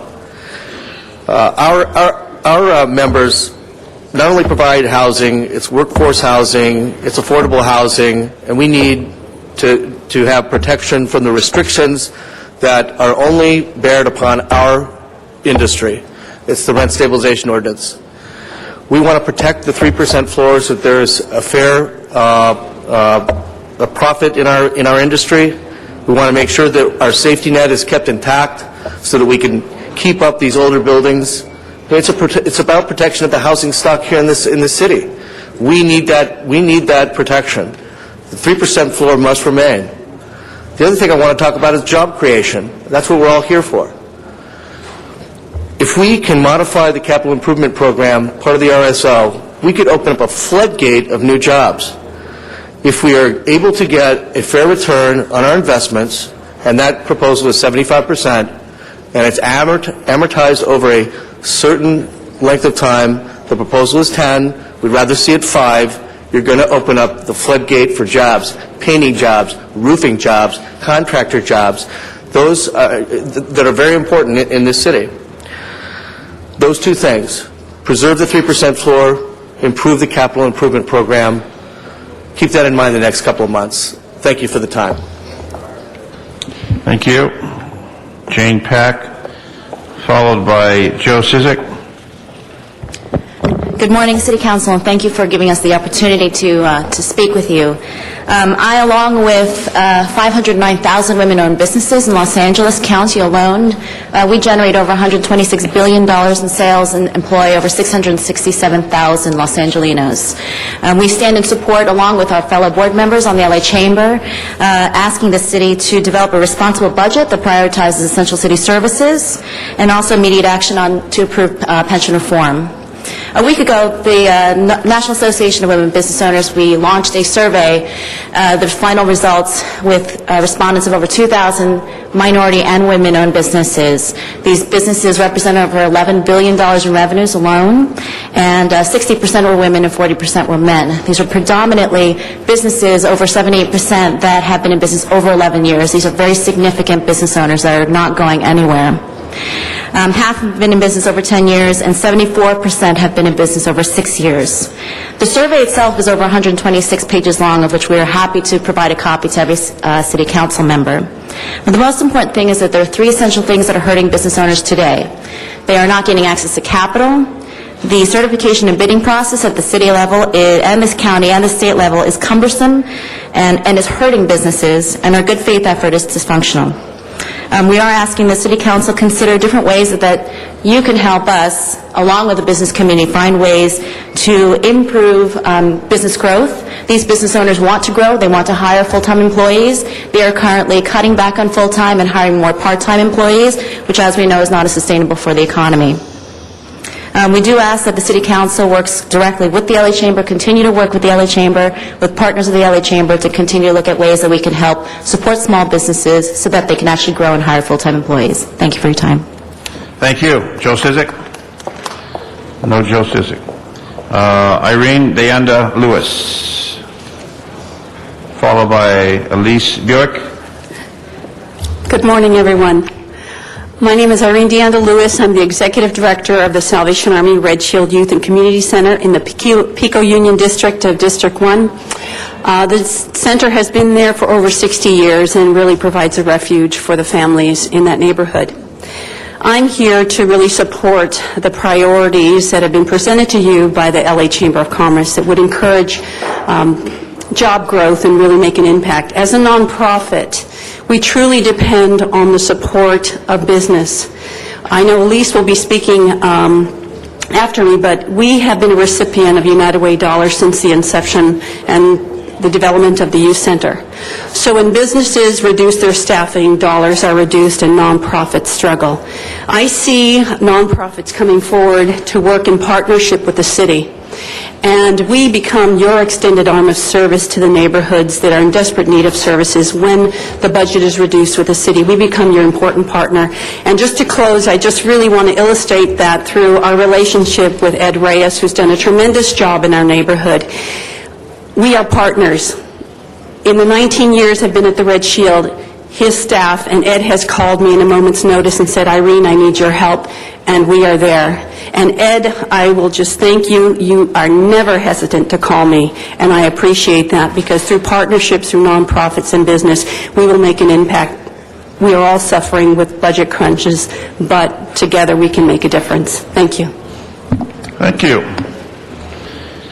After Elise Buick, Brandon, looks like Shamin. Go ahead, ma'am. Good morning. My name is Elise Buick. I'm the President and CEO of the United Way of Greater Los Angeles. I oversee a nonprofit in Councilmember Perry's district and a resident of Councilmember LaBonge's district. And I'm also a board member of the LA Area Chamber of Commerce, and most importantly, a mother of 2 young sons who will be impacted by the decisions that you make their future.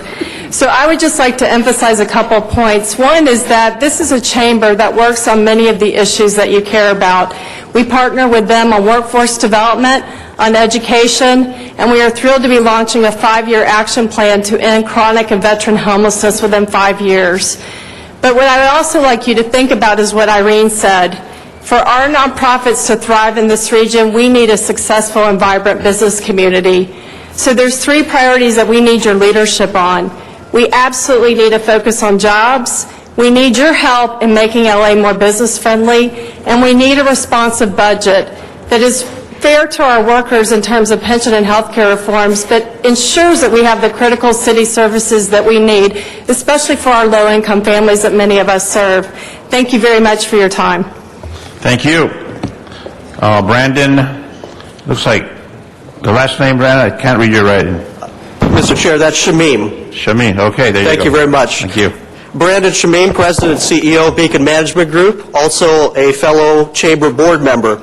I wanted to once again acknowledge and thank the Council for their recognition of the support of the small business and independent community in being able to create a vibrant and robust quality of life in Los Angeles.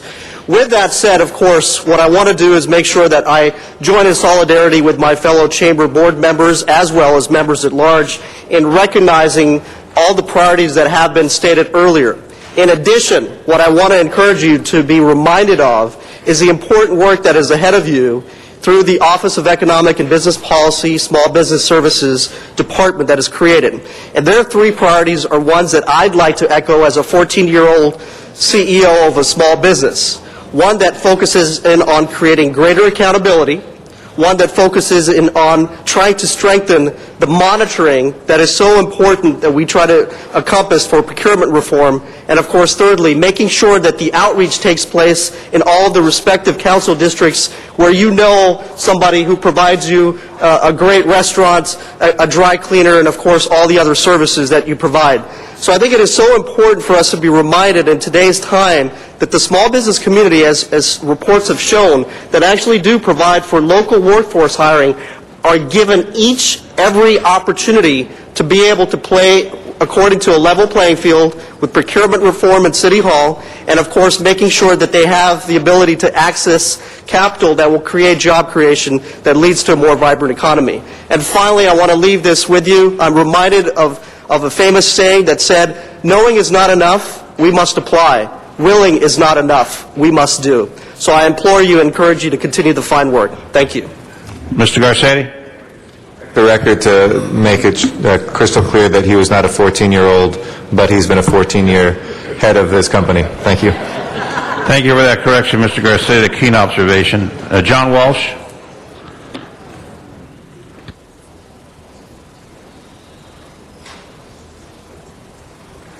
John Walsh, blogging at Hollywood Highlands, HIGHLANDS.org, 1 million per year successful server requests. We have the honor of Bill Allen here today. Now, I'd like to quote his father, TV Steve Allen. When he greeted somebody, he used to say, "How's your bird?" So I'm asking the City Council, how is your bird? I want to surprise people by thanking the Chamber. You did an excellent job in your report.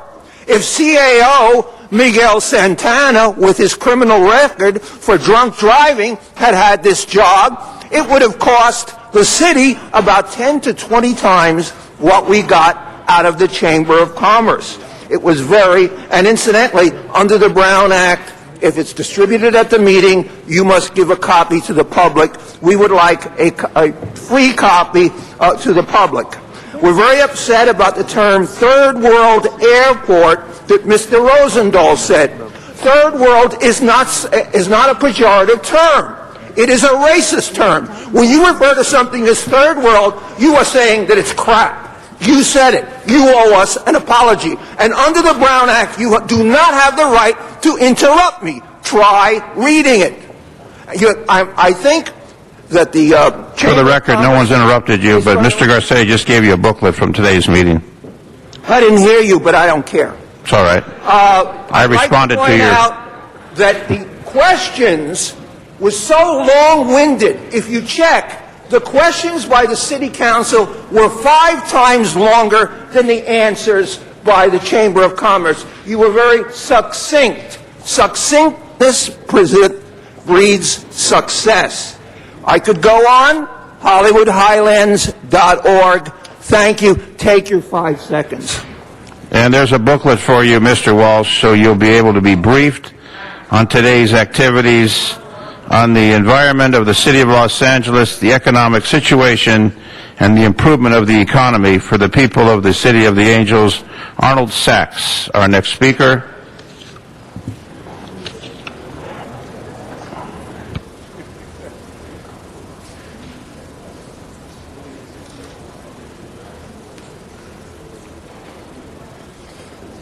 Thank you. Good morning, Arnold Sachs. Just for clarification, wasn't that the booklet that was available in the rotunda before the meeting? A couple of things I'd like to point out that really weren't discussed. The 12-2 program, that was the cornerstone of the mayor's initiative to streamline business. What exactly happened to that? And Councilman LeBon, you mentioned something regarding DWP being like 15% less the cost of Southern California Edison. Isn't that a business incentive? I mean, there are fixed costs and there are fluctuating costs that you control, but if you can save 15% on your energy and water, wouldn't that be a business incentive? How come the city doesn't capitalize on that? Downtown being an economic engine, well, if you don't pay fees that your business would generate, like at AEG, and the gentleman mentioned the new development at Wilshire and 7th, they want to eliminate their bed tax. Who pays the fees that would be generated? Who loses out on that 15% or 14%? The film industry, the need for a lowering of the fees paid? How about on the opposite side? There was a story regarding a court case and the Hollywood accounting that goes on, where millions and millions is generated in film revenue, but nobody makes a profit. And the pension program, where the private business is asked to take on more and more of the load, while the government sector that's being carried complains that they're moving too slow because the people walk too slow. You know, yesterday before the DWP meeting, there was a gentleman outside with a sign that said, "Leave my DWP alone." Well, if it's your DWP, pay your own pension. Thank you, Mr. Sachs. Dr. Williams, our next speaker. Thank you, Dr. Williams. Dr. Clyde Williams, 4115 Barrett Road, El Sereno, also a retired member of the El Sereno Chamber of Commerce and current chairperson for the Business and Economic Development Committee of the LA 32 Neighborhood Councils. Did the neighborhood councils participate in this? I kind of doubt it. But let's go back. I would agree with Mr. Cardenas that the numbers seemed a little high, because I usually go by the number of empty storefronts that are along Broadway, Figueroa, Huntington Drive, and other streets within our Northeast LA. So I would highly recommend that you might try putting the sales tax generation along with the employment and average salaries. Thank you. Thank you, Doctor. We'll go to the San Fernando Valley for Donna Pierman in the San Fernando Valley. Anyway, thank you for letting us speak on it, because I didn't understand an economic study was the way to go. It's a way to go after public employees' pensions. Public employees is also our taxpayers. It's not the right to go after the pensions of these hard-working employees. We need politician reform, not pension reform. Why would the people want to stay in Los Angeles with less benefits? We need to have people that are working that love being in their jobs, and if you start going after their pensions and more of their benefits, these people are not going to want to stay. They're going to go with the cities that will have better benefits. And I need to tell businesses that the public employees did not cause your problems. So going after city employees is not the way to go. It's just because if one person gets less doesn't mean another person gets more. What you need to do is go after the politicians. We got also we have Villaraigosa. He gets 3 pensions. Bernie Please stay on the subject. The subject is economic study, not the economic the mayor. study of the pensions. I heard him talking about the pensions of the city employees, and we cannot do an economic study where it's going to hurt the city employees. That's not right. It's not going to help the businesses by going after city employees. It's going to hurt them more. So I don't think that this is also spending a lot of money giving this person, I don't know how much money this person is going to get for this economic study, but at the time of where we're having troubles, we don't need another high-priced person getting more money. So I don't believe in this. Thank you. Miriam Vogler? I'm not Vogler, I'm Fogler. Let me tell you something, folks. You're shooting yourselves in the foot, the businesses here, because you cannot expect welfare from the government. You know, you're looking at the pensions and trying to get them to pay health care. You're looking at their pocketbook. You want blood out of the people who work here at the city. And, of course, I have to vouch for DWP, too. You want money from them, too. We need to stand up together, folks, against the politicians who are doing this greedy thing against the will of the people, the voters, okay? They don't want businesses here. They want to dry it up for the CRA. The CRA is taking all your money. That's the one, folks, that you should be going after. Not the pensioner people who are working here at the city. They work hard, and all of them are sworn officers and firemen, too, and women who are out there, you know, and you cannot go after their pensions and health care either. You have no right to touch them because they're working for you, the taxpayers. It's the politicians that are the problem. They're picking on workers. We have labor rights, Rosendahl.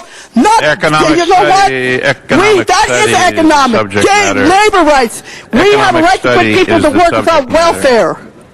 We don't have. You have no right to cut into me, Mr. Zine. You work for the police department. You should know better than that. You should know better what you're doing. You are killing the economics here. You are killing it. You are people lame ducks, and you're out of work. You're not going to have no legacies. You're going to be remembered as worst people leading this city down to nothing, because you're going against the people. The people pay these people to work here. You have the right to touch their pensions and health care. You're off the subject You have matter. no right to touch it. You are destroying the economic center here. You're off the subject No, matter. I'm not. Yes, you are. No, I'm not. Well, I say you are. Your time is now up. We're going to come back to the City Hall. 4C Hogan Robles, our final speaker on this matter. And that will conclude this item number 24. Good morning, Council. Well, you got 5 more minutes till afternoon. I'll be very quick. There you go. I have very pointed on what I want to say. I am President and CEO of Community Financial Resource Center. We're a regional community economic development corporation, and we're also a job creator in low-mod income communities, which I think is really important based on this report. We're also members of the Chamber, of the LA Chamber, and so what I wanted to share was, I just recently left the Department of Water and Power Commission, and Mr. Labange alluded to it a little bit about DWP and not necessarily saying it was an economic engine, but I think an important economic engine within our region. One of the things I wanted to point out is as we go forward as a nonprofit, we really are an extension, and I think the folks at United Way mentioned that, the folks at the Salvation Army mentioned that. If we can connect better, I think, with the City Council, 2 CDFIs, there's a network of CDFIs in our region. It's really important that we are an extension of the work that's been done. CFRC was actually founded by Council Action back in 1992 under Mayor Bradley's administration, along with John Ferraro, who then was the president of the council. And our work since then, we have actually delivered more than $10 million in microloans, average loan size about $78,000 to low and moderate income businesses. Those businesses are really suffering during this economic turndown. And if we don't do what we need to do in order to make those businesses become a part of the economic fabric, then we're going to lose a whole generation of young people who are family members of those small business owners and not give them an opportunity to become a part of the economic mainstream. The last thing I want to say is we really tried to push on a local bid preference policy, which I think is really critical. In order to do that, it would actually strengthen smaller businesses in order to access more contracts within the city of LA. And so I would just like to suggest that the council look at implementing a citywide local bid preference policy that would not only work to strengthen contracting for micro and smaller businesses, but also those that are at the port and at LAX. So thank you very much. Thank you. All right, colleagues, this matter is before us for a vote. Open the roll, close the roll, tabulate the vote. 14 ayes. And this will be receive and file, I understand. Thank you. Mr. Garcetti? Why don't you do general public comment? Well, we have general public comment coming up next, but prior to that, I understand number 26 we want to move. Well, it's hard to tell me who's Mr. Cardenas or Mr. Koretz. All right, go ahead. I'm sorry. You both stood up. I didn't know, and there's no buttons. Go ahead, Mr. Koretz. Yeah, I'd like to move item 26. I understand all the speakers have left. And I would just move the city attorney's recommendations. Okay. That matter, number 26, Mr. City Attorney? And if there's no desire to discuss this matter in closed session, I'll state what the city attorney's recommendation is. City Attorney's Office recommends that council approve the seeking of appellate review in the Holmby Westwood litigation as set forth more fully in agenda item number 26. On that matter, colleagues, open the roll, close the roll, tabulate the vote. 14 ayes. Very well. Okay, we'll now go to public comment. It is noon, and our first speaker is Lorraine Ornelas. Good afternoon. Good afternoon, Mr. President and members of the council. I am Lorraine Ornelas, and I live in San Pedro, which is Councilwoman Janice Hahn's 15th district. I recently had the opportunity to view a 2-hour documentary called Lost Angels at the Warner Grand Theater in San Pedro, one of the jewels of the Cultural Affairs Department, and it was sponsored by Loyola Marymount College's film series. This documentary was directed by the gentleman who was responsible for the film The Soloist, about the cellist on Skid Row. It dealt with the lives of some of the people who reside on Skid Row. During the question and answer period following the presentation, I promised the woman responsible for the showing, whose name is Susan Kloss, that I would speak before the council and encourage the members to avail themselves of the opportunity to view this presentation. I understand it is to be shown at the mayor's staff retreat. Hence my appearance today. It was a moving experience, and I believe if more residents cared about their fellow man, we probably wouldn't have all of the problems in our communities. I consider myself a caring person, especially since I worked for the LA City Recreation and Parks Department, and they thought I was one tough cookie, so they assigned me to recreation centers such as Nickerson Gardens in Watts, South Park, Harbor City, Normandale, and Banning Recreation Center, where I had daily contact with gangs.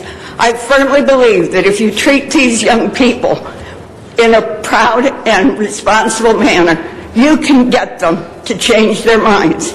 I actually had young people at Nickerson saying please and thank you to me when I addressed them. Thank you. Thank you. And our next speaker is Anne Marie Kirby.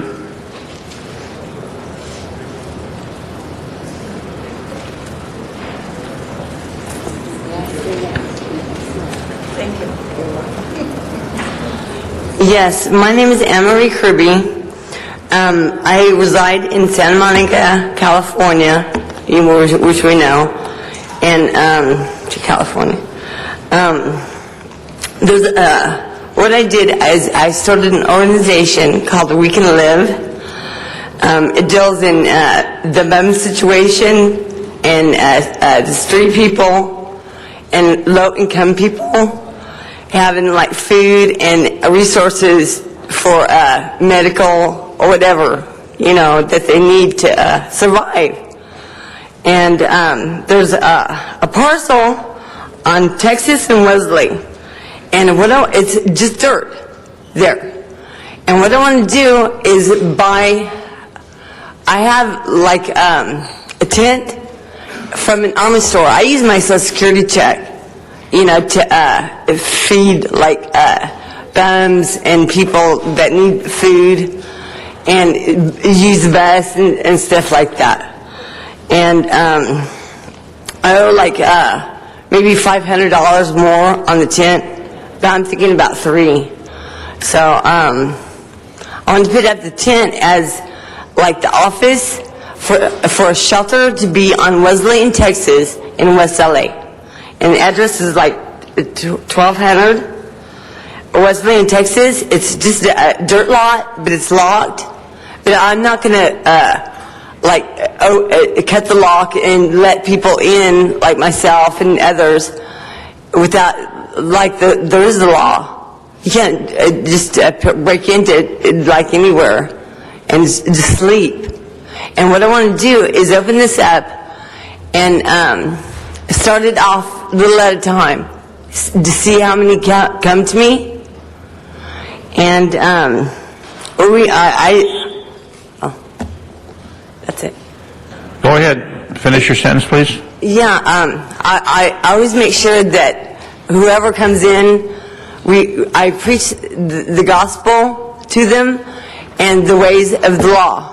Okay. But usually I get a good response, and they all mind me. Mr. Rosendall's staff will discuss this matter with you. Thank you.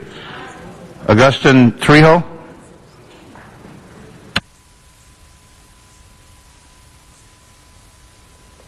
Good morning.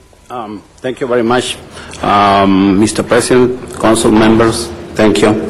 I hear this morning many interesting things for the city of Los Angeles, multi-million programs, and I agree with that one. But believe me, this is like a complaint.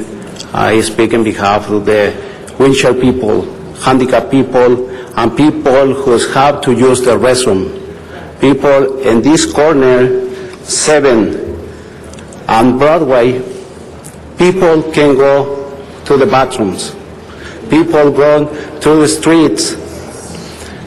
They go to the alley to do their necessities.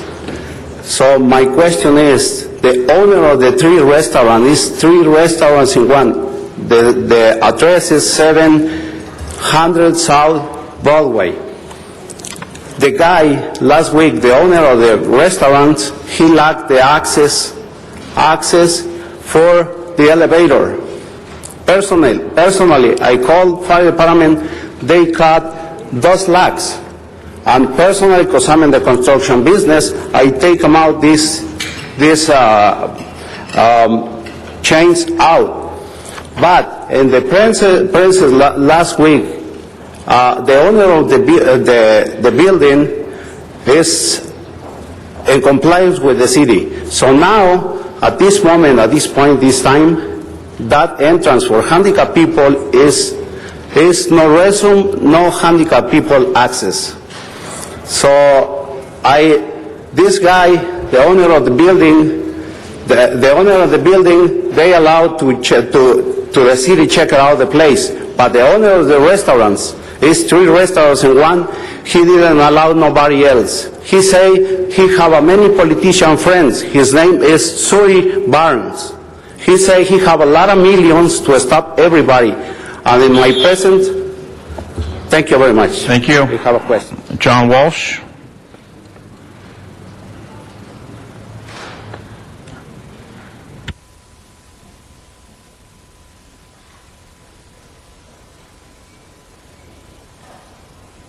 John Walsh, blogging at HollywoodHighlands.org, emailing at HollywoodDems, D-E-M-S, at gmail.com, twittering at HollywoodDems. There are in the elevators in this building, City Hall, stickers that say 90-day temporary permit to operate an elevator. All over the city, all the buildings, libraries, they have not been inspected. When you take an elevator in this town, you're risking your life. Now, to make every Democrat hate the guts of HollywoodHighlands.org, we are the only media outlet in the state that has named who called Meg Whitman a whore. And that's Stephen Glazer, Glaser, the campaign manager, ask Ann Gust, ask his wife. Now, to make every Republican in the state of California hate our guts, Griff Hosh V, Meg Whitman's son. You can see him in her new commercials, except he's 10 years old in the new commercials in the family portrait. He's 26 years old now. And what did he do? He beat the hell out of his girlfriend. The arrest record, the police report is on our website.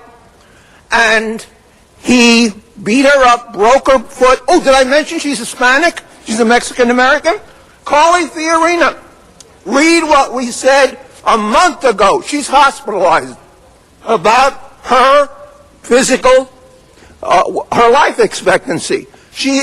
What is her long-term remission? We want doctors to know it.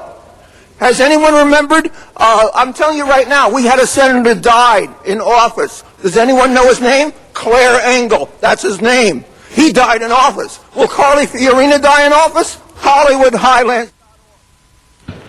Oh, Walter Bechtel.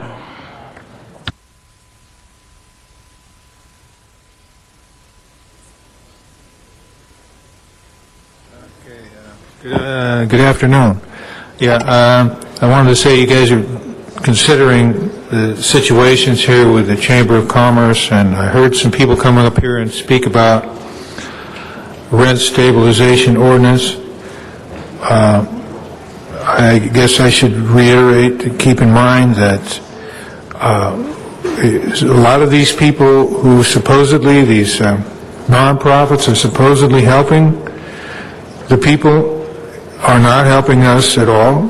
We were evicted from our hotel. We were initially and right up until the last moment told, and the city was told and led to believe that it was a temporary relocation. Right at the last moment, we were told we were permanently being relocated. That changes everything. They were able to secure funds in August of 2009, and after they secured funds, then they told us we were permanently being relocated. Under HUD rules and regulations, permanent relocation is entirely different. And if we can't move back, it's one thing. They're finding one loophole after the other, and they're saying that they had some kind of way to get around that they provided some housing, but you can't get into SRO housing unless you qualify under their rules in certain circumstances. Some people who were relocated from the Ford Hotel cannot get that housing at all. So we were supposed to get 60 months and not 40 months, 42 months relocation. We can never come back. And I said before, most of our rents are either doubled. Many people I know had their rents tripled. So just because they say they're nonprofit don't mean they really care about the people. Dr. Clyde Williams.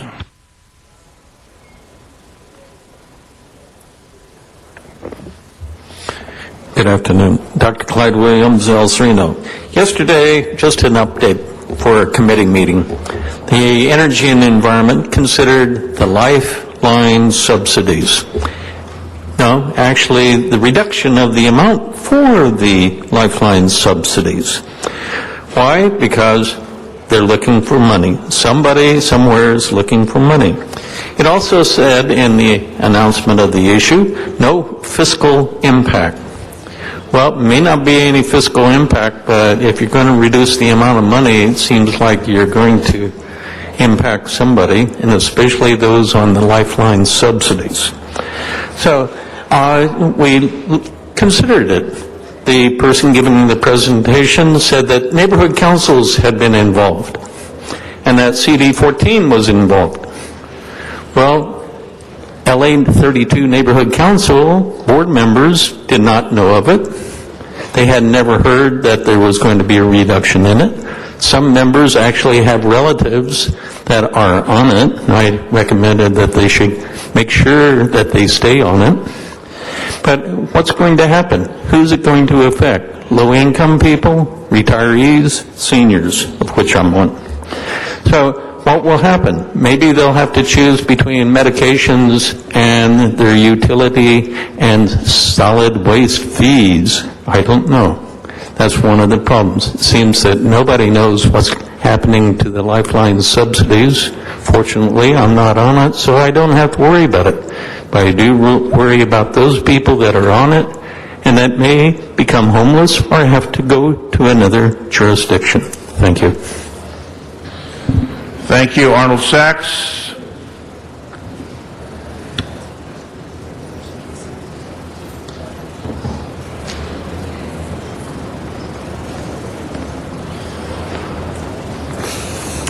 Yes, thank you. Good afternoon, Arnold Sachs. Again, I'd like to discuss a little bit of what occurred yesterday with the council chambers being swarmed by all the employees of DWP. But what was really also amazing that probably wasn't shown outside was a number of trucks, vehicles, and different vehicles parked around the city hall on Main Street. Must have been a hell of an emergency here to have all those DWP vehicles parked illegally on Main Street. So I'm wondering where the police were to issue citations. You know, if you stop on Main Street to ask instructions or to drop somebody off, usually a police officer will come up and say, you got to move your vehicle right away. You can't sit here, you can't stop. But DWP brought employees down here. I was wondering, were they being paid yesterday, by the way, or do they get to make that time up on overtime? Because that's just the way their contract is. But to be able to block Main Street, park on red zones without being cited, what is the policy? What is the police policy? Does somebody here at City Council know? Would the Safety Committee know? Would the Utility Committee know? Somebody would know. And the arrogance of one of the workers to carry that sign, just completely, leave my DWP alone. Your DWP, take care of your own health care costs. Your DWP, contribute to your pension. And your DWP, get the drunk drivers off the road. Thank you for your time, answers, and attention. Let's go to the San Fernando Valley. Donna Pearman. Okay. Anyway, this is about voting. If you want people to vote, please consider having the mail-in ballot with a stamp post-paid. It would help the poorest constituents and disabled. The election is a very important one to vote in. People died to be able to vote. Let's show them they had not died in vain. It's important not to let politicians have a complete control over our money, except when they choose to not to, like the CRA and the developers. You need take our state legislature and give it to developers and the MTA. It's not right. We need to go after, anyway, Prop 22 will destroy our city. We'll let the CRA have our money carte blanche. No finish, they won't finish, it will be in the lockbox. No finishing the Grand Avenue, they'll finish the Grand Avenue project and all the new projects along our transit corridor. We need to vote no on 22. Our city council is already owned by the CRA. We need to have politician reform, not pension reform. We need to vote no on Proposition 25. Our state politicians can write up laws that for their best interests and would pass on simple majority. Our politicians are against our employees, blaming the city employees' pensions and health care. When the councilman, the CRA is and the councilman and the CRA is misspending our money, and it's travesty. Our politicians don't care about constituents either. Look closely. You will see Prop 22 and Prop 25 will be the politicians and their friends' interest, not our interest. We need to save our city. We need to go vote down on Proposition 22 and Proposition 25. Well, no on 19 also, but these are the two important ones that is going to bankrupt our city. The politicians will be able to make all the decisions on where the money goes. We don't need to give it to CRA. Marian Fogler.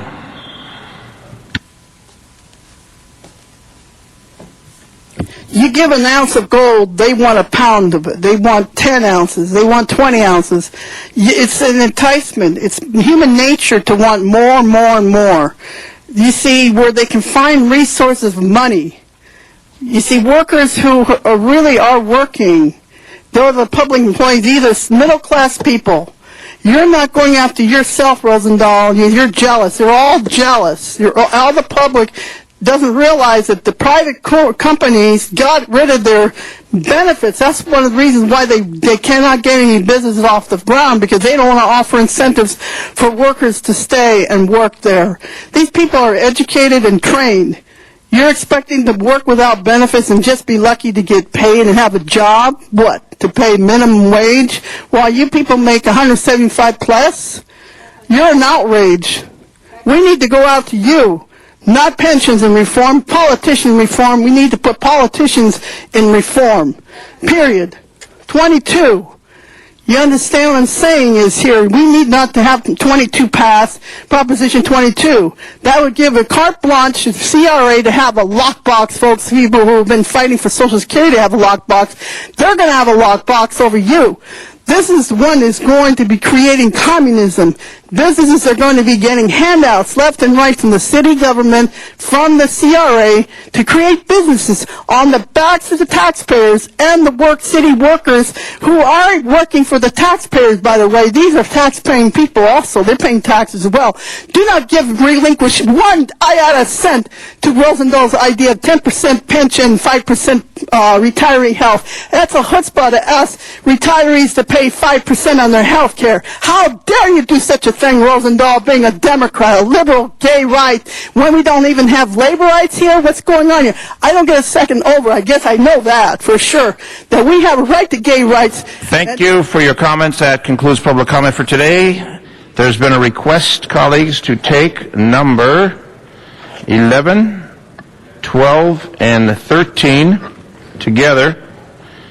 There has been a public hearing on 11, 12, and 13. Mr. Huizar? Yes, sir. Do you wish to proceed or open it up for public hearing? Well, if we could do them individually, Mr. President, do 11 first, okay, and then 12, and then 13. That way we focus on each one, although they're interrelated, and we could do public comment first, if that's... Go to the what? Yeah, public comment first. Okay, you want to open it up for public comment? It has had a hearing. Oh, if we could waive public... It's already had a hearing, unless you want to reopen it. But can I reopen it, please? Yeah. Pardon me? I'd like to reopen it, please. Okay, without objection? Seeing none, we will open up for the public hearing, and then we will hear from the staff on this matter. The first person, Kathy Feng. And you want to see a CAO, city attorney, eventually when I talk, all the staff will come up. We're on item 11, yes. And then I'm suggesting you invite each. Good afternoon. Good afternoon. My name is Kathy Feng, and I'm with California Common Cause. And I wanted to support the motion to move item 11A to support vote by mail for special elections as well as neighborhood vote centers. We all know that the city has been faced with not only a budget shortfall but also dismal voter turnout during a lot of city elections, in many cases only in the single digits. And we think that this proposal addresses both of those problems by giving people a much easier way to access vote-by-mail ballots and return those ballots to the city, thereby helping with voter turnout, but also helping the city and taxpayers by having a more efficient way of running elections during special elections, moving to a neighborhood voting center process. We have seen this system be used in other cities like Denver, Colorado, where in their municipal elections they've seen a bump up in voter turnout and also a real savings for taxpayers. So we urge the City Council to support this motion. Thank you. Thank you. Jody Epstein? Jody Epstein?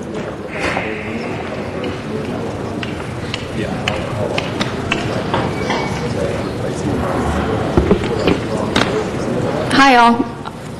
My name is Jody Epstein and I'm a Master of Public Administration student at the University of Southern California. And I am a student through the School of Planning, Policy, and Development, and thank you for your time today to address Prop 11 and 12 and 13.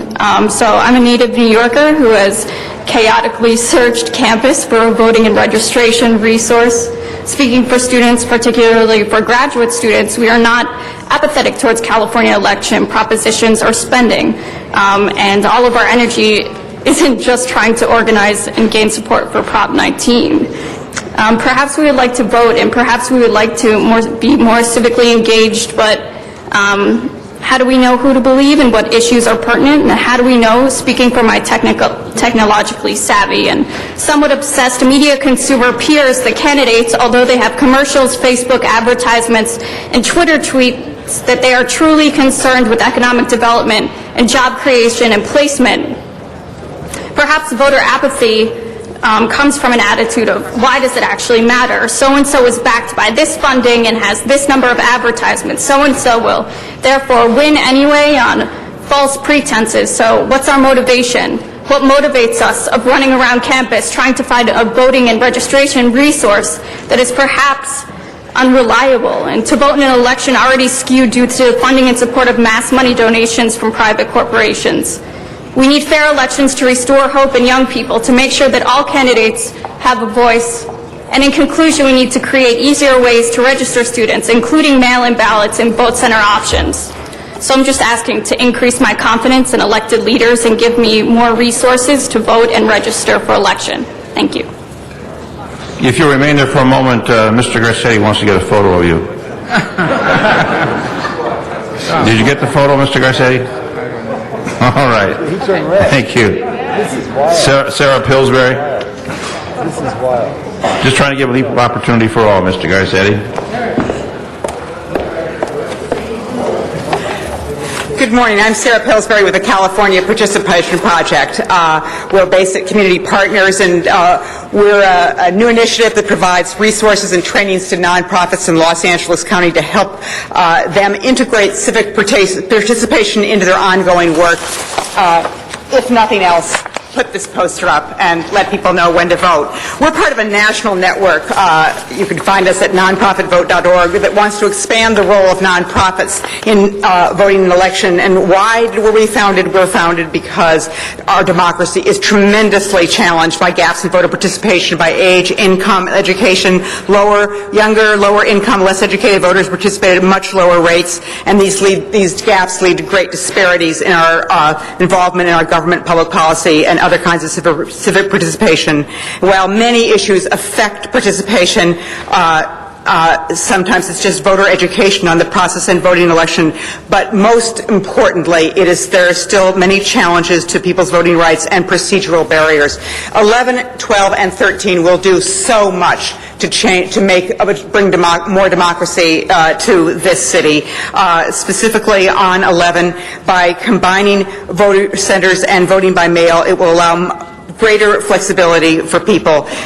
Ranked choice voting will give greater voice and allow voters to really say who they want to lead them.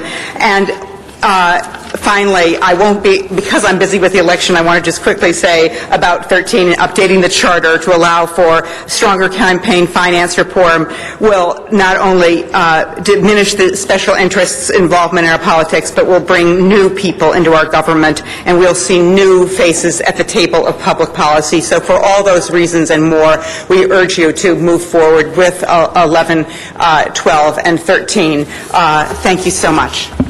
Clarissa Wu.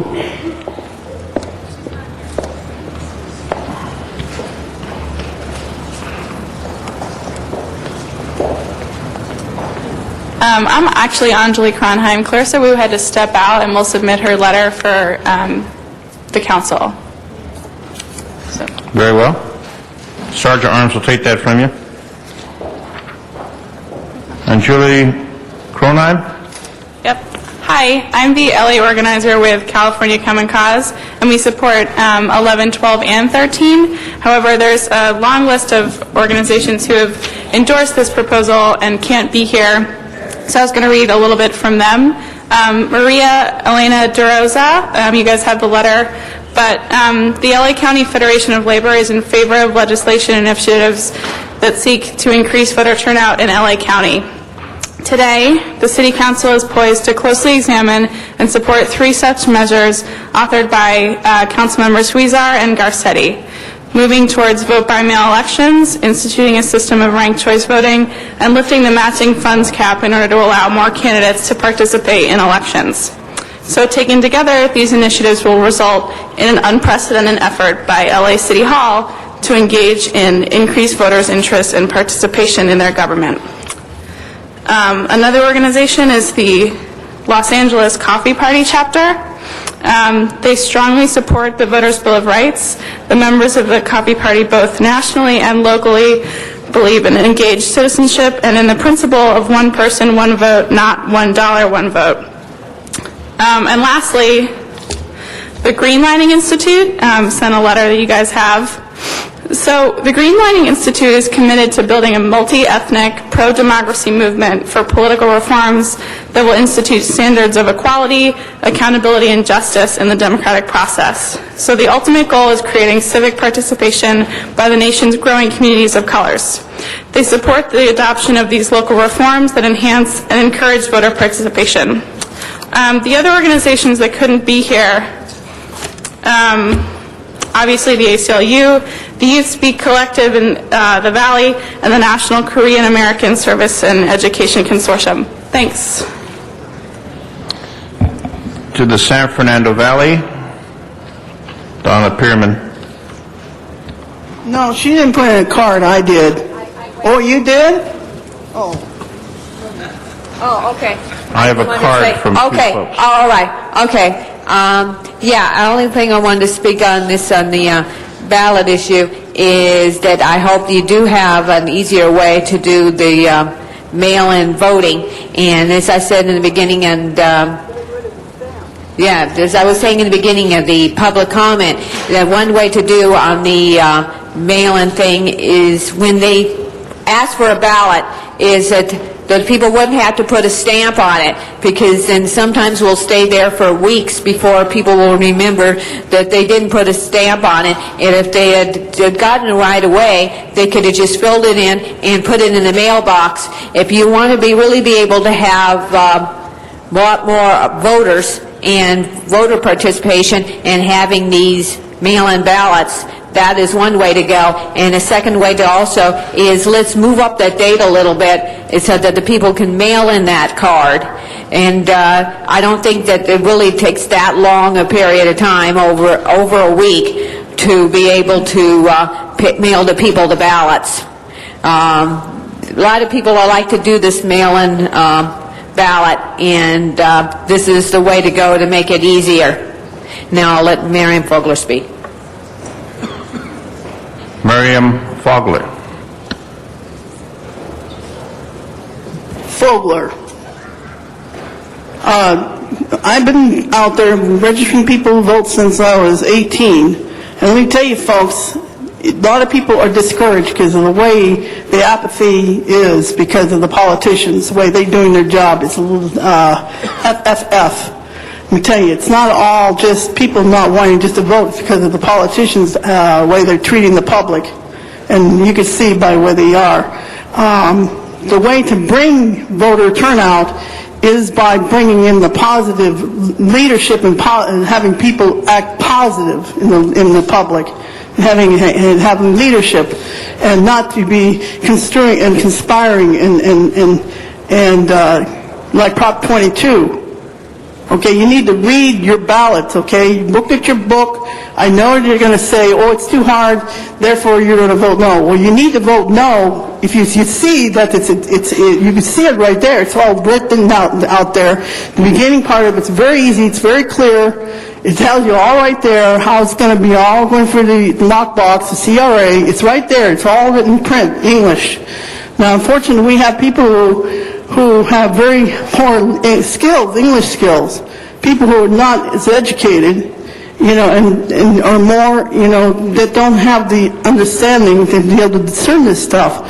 So what we need to do is just basically make it very simple in the books, and that's what they're trying to do here, and I'm proud of that. And so if you're not sure, vote no, okay? It's better to vote no and be safe than vote yes and then take a risk.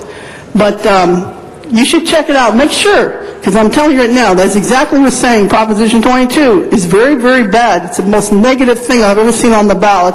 Number 25 is also bad, folks. It's like they give you half good and then half bad. This is why people don't want to vote. They have to pick between the two worst of the two evils. All right, thank you for your comments, and we are now back to Mr. Weezer. Thank you, Mr. President. And colleagues, 11, 12, and 13 came about through, as a result of some forums that we had on elections and how we can improve what we have in the city of LA. Everything that we do, there's always room for improvement, and this was what was recommended by some of the leading experts that work on these issues each and every day. And on this item alone, number 11, as you know, the concept is very simple. Right now, if you want to vote by mail, you request for a ballot. The ballot sends it back. They send you a ballot, fill out your choices, and send it back in. What we want to do is cut out the middle person. In other words, we don't think we need that extra step. And if we don't need that extra step, we think that voter participation in the city of Los Angeles will actually increase. Other places that have adopted this, such as Oregon, Burbank, the voter rates have increased. And if you look at some of our numbers in the city of Los Angeles, we have some of the most dismal voting participation rates anywhere in the country. I've heard some concerns as we've put this out there. Some people have mentioned that they feel comfortable and it's traditional that they've always gone to a voting place. Well, let me make it quite clear. We're not going to delete or get rid of all our polling places. People will still have the option to go vote at a place if they so choose. But here, under this structure, everyone will get their ballot in the mail. They could either mail it in, or they could go to the booth and vote, or they could take their ballot to the booth. We anticipate that some savings can be realized under this proposal because we won't need as many polling places. We anticipate that more people will start to vote by mail, so that there won't be as many polling places as necessary. Like anything, it's something that we don't want to jump into right away. It would be a huge change. We do need education, both for the public and for ourselves. So, working with the city clerk's office, we have proposed that this would take place for a special election and not go citywide. The clerk has informed us that we don't have the capacity to move towards this citywide. And that we don't have the voting equipment, nor staffing, nor the funding. But we do believe that if we go to a special election right now and do it first there, that we can realize some savings by not having as many voting places out there. What's before you today is a motion that asks us to move forward with this and put it on the March ballot. It does require a charter change. It also asks that the majority of polling places be maintained for the first few uses of vote by mail so that people can eventually get used to this. It also asks that the clerk be required to assess the local concerns of community leaders and other affected stakeholders. It also asks that the clerk be requested to increase funding for education. It also asks that it not be utilized if it would incur higher costs. And finally, it asks that the vote centers be placed in locations that are easily accessible to all, close to major transportation lines, have ample parking available, and be fully staffed. Folks, I think if we are looking for ways for more voter participation, this is the first of other steps we can be taken. But I think this is one of the smallest steps we could take at this time, and hopefully we can put this on the March ballot. Thank you. Mr. Alarcon. Yes, this is obviously an intriguing idea, but I want to ask a number of questions. How many jurisdictions have actually implemented vote by mail elections similar to the one being proposed? We can get you the number of all vote by mail. The neighborhood voting centers, I think that is our idea. Okay, so is it dozens or two? Tom can answer that question, but Mr. Alarcon, statewide or nationwide? Nationwide. You know. We don't know offhand. We'll have to find out for you. We know, as Mr. Huizar stated, that the state of Oregon is currently all vote by mail. Okay. There are other jurisdictions, but Burbank is the closest local entity. But as far as everybody in the nation, we can find that out for you, but we don't have it on the top of our heads. Now, we know historically that vote by mail tends to reflect a certain classes of people as opposed to other classes. And obviously, one of the obvious questions is what kind of effect would this have potentially if those same trends were to occur? Would it have a diminution effect on minority participation or on youth participation, or because they don't typically use the vote by mail process as much as other categories of folks do? I think I understand your concern, Councilman, and that's why when we analyzed all vote by mail, whether it be practiced citywide or specifically in single district elections, such as the vacancy we had in CD2 and CD5, that we also offer as a companion the in-person voting experience. So there will be a limited number of neighborhood voting centers where people who choose to vote in person can go, or if they wish to drop off their filled-in ballot, they can still do so. But you would be reducing the access to polling places that they've been accustomed to. The idea is that a more minimum amount of neighborhood voting centers does drive down costs. However, Mr. Huizar's motion, which he introduced today, asks that the number of those neighborhood polling places be maintained at least at a majority level for at least the first few uses. A majority level meaning half as many? Exactly. So in other words, the access would be diminished for people that wanted to vote in a polling place. Because they would have to travel a little further. They may have to walk into other they might have to walk into other neighborhoods and might not want to vote. And so has there been a legal analysis of this in terms of the potential challenges in court by advocates for voting rights groups? Harith Trivedi from the City Attorney's Office. As a charter city, we have a substantial measure of autonomy over our own elections, and we can, through a charter change, implement this type of change. Other cities have gone to all vote-by-mail voting through charter changes, most notably Burbank. There have been concerns, as you mentioned, from various sectors of the community that want polling place operations to maintain themselves, that this not infringe on their rights to vote. And we think that although it has been upheld by the courts, all vote-by-mail voting has been, for example, we do assessment district elections and other elections all vote by mail. It's advisable to maintain a certain number of polling place operations as is contemplated in this motion, and to provide minority language assistance there as required by the Voting Rights Act, and do an extensive amount of voter outreach and education to ensure that that voters are aware that they can vote at these neighborhood voting centers, and also work with the Postal Service. Do you have an opinion as to whether or not this measure would be challenged legally?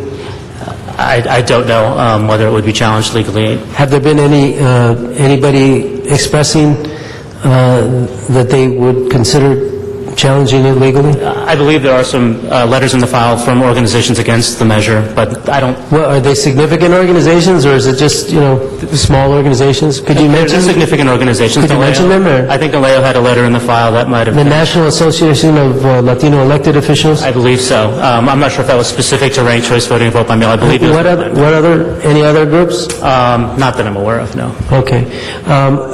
Members, as much as I'm confident that Mr. Huizar's goal is to increase voter participation, I don't think the city is geared up and ready for this kind of change. And if we were going to move in that direction, I'd be fearful that any pilot projects might be just as vulnerable to challenge as any other. In fact, maybe more vulnerable to challenge because a constituent in one district deserves every right as a constituent in another district. And if we change the election process in a particular district different than another district, I believe that would be fodder for lawsuits. So I think we need to watch the nation as it evolves in this regard. We all want more people to vote. There's no question about it. But we don't want to, in an effort to allow people the more opportunities to vote, actually diminish the voting opportunities for certain classes of people. And so I think this is a rush to judgment, and we should just slow down and over time consider it, but just keep an eye on what is going on in other states and other jurisdictions and other cities, particularly those that might face challenges. Thank you. Mr. Alakan, Ms. Hahn. Thank you. And by the way, the cue buttons are now working. Thank you. You know, I said this the other day in committee, and I was willing to vote to, move this forward so the full city council could debate this, but I had a lot of issues with this. I was the one that said, I think people don't vote because, they think their vote doesn't count. I think people don't vote because they're frustrated with the system. I think people don't vote because they're tired of negative advertising. I think, people don't vote not because it's not convenient, because they're very frustrated in what they see as a political system that kind of shuts them out. So I'm not convinced that vote by mail actually increases voter participation, although I know there's some statistics out there. I am also one of those that feels very strongly that there are a lot of people who love voting in person. It's a tradition, it's patriotic, it's they like walking in and talking to the ladies and a few men who are working at the polling places. They bring them donuts. I mean, it's a real American tradition to walk in and vote. And currently, am I correct? Anybody can vote by mail right now. Anyone can ask to vote by mail. It's a voluntary request on the citizens. And also, aren't there permanent vote by mail options? I know my mother is a permanent vote by mail. She always gets a ballot. So currently, anybody who wants to can vote by mail. I think this is a huge leap. Los Angeles does not vote by mail in the percentages that some of the other cities and counties do. I would like to see us take a gradual step, which I think you're wanting to do, Councilmember Huizar. But I feel like, putting the burden on the city clerk to access the concerns of the community leaders, I'm not sure how that's going to happen. Not scheduling a vote by mail election until we're sure that it doesn't incur higher cost. I'm not sure how that happens, particularly in a special election. Special elections happen quickly. Special elections are special because they're out of the ordinary. Something happens, someone dies, someone moves on out of the, it happens quickly. They're usually a shorter period of time. And I'm not sure in that instance, are we really going to be able to assess community concerns? Are we going to really be able to access or assess how much it's going to cost? So what I'm wondering, and maybe it's a cost analysis, but could we, in one election, calculate the cost of mailing out ballots to everyone, even in a special election? Could you keep the system the same? Could you keep the polling places the same and just mail out ballots to everyone and see? I kind of would like to have a test case on, if we do take the middle person out, if we do mail ballots out to everyone, let's see how it works. Do people really vote by mail, or would they continue to vote in the polling places? And I just am very much against reducing the number of polling places. I just think that's the wrong way to go about this. I don't even like changing the name to voting centers. Neighborhood voting centers. I think that's going to confuse people. People get confused right now when their polling places change. When people's polling places change, there is a lot of confusion. When people move, there's a lot of confusion. So I think to change the name reduce the number, I think will really frustrate a lot of voters. I had an instant poll, Tom, last night at the restaurant I was in, and everyone there was against this idea. So, I think I must have been at a different restaurant. Everybody there supported me there. I know. So I would like to see what it would cost to just mail out ballots to start with and see if that brings in more voters. Thank you, Ms. Councilwoman, we have, Thank you. we do have the costs for citywide on a special single district. As you stated, it would cost more because you would be incurring the additional printing costs and the additional mailing costs to mail the ballot. You would also have a ballot control problem. Once you mail out the ballot, I think one thing everybody does need to be aware of is to vote at the neighborhood voting centers. You would have the option of filling out your ballot, mailing it in, filling out your ballot and dropping it off, or bringing your ballot to the voting center and voting on it there. But if you did not bring your ballot with you, you would have to vote provisionally. Okay. So we would be doing a lot of provisional voting, so that would increase the cost of the canvass, et cetera.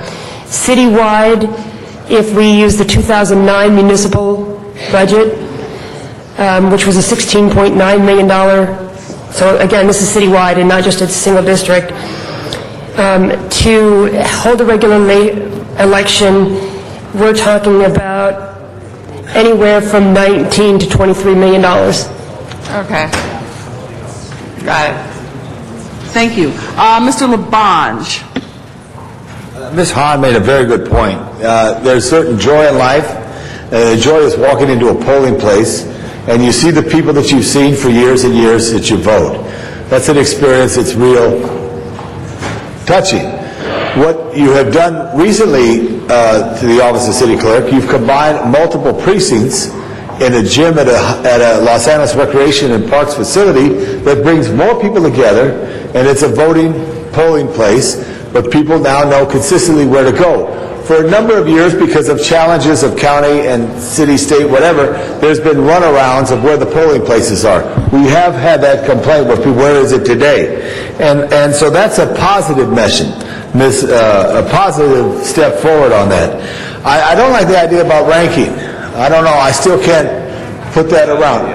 I know, but I wanted to mention that. I wanted to rank it in. That was my second thing I wanted to say about. But our city's facilities. See, someone should be at that table in front of us right now who all they care about is not what the issues are, but how to get people and market it into places to vote, to encourage them. All I could express is every time, and I'm 57, so I was 18 when the Voting Act came in 1972 in the first election, and I voted in every election that I have, except once I was out of the city for a longer period of time. It's an honor to vote, but to have places, polling places, to use our fire stations, our libraries, our parks, there should be total cooperation for people to be able to go there and assist them, but also enhance the marketing effort on a mail. If it's available now, I remember you had to really have some documentation to get a voting ballot. Mail it now. Also, maybe let's look.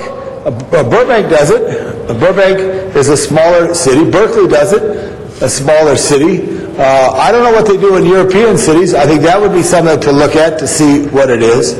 But I think it's important to do that. I think there's an important thing. If everything's done so technical, I think there's something real about it. So if you could have both, this is what I would say. Mr. Huizar, I appreciate what you're saying on this here, but I'm not 1,000% behind it. And I appreciate the League of Women Voters, but I'm not 1,000%, and I want to have more study on it. Thank you. All right, Mr. Labange, thank you. Mr. Parks. Thank you, Mr. President. One thing I think in looking at all of the three items, this is the one I thought was closer that you could maybe work it out, at least on the single issue ballot. But one of the concerns I have is that if we keep a similar number of voting locations, we've pretty well eliminated your savings.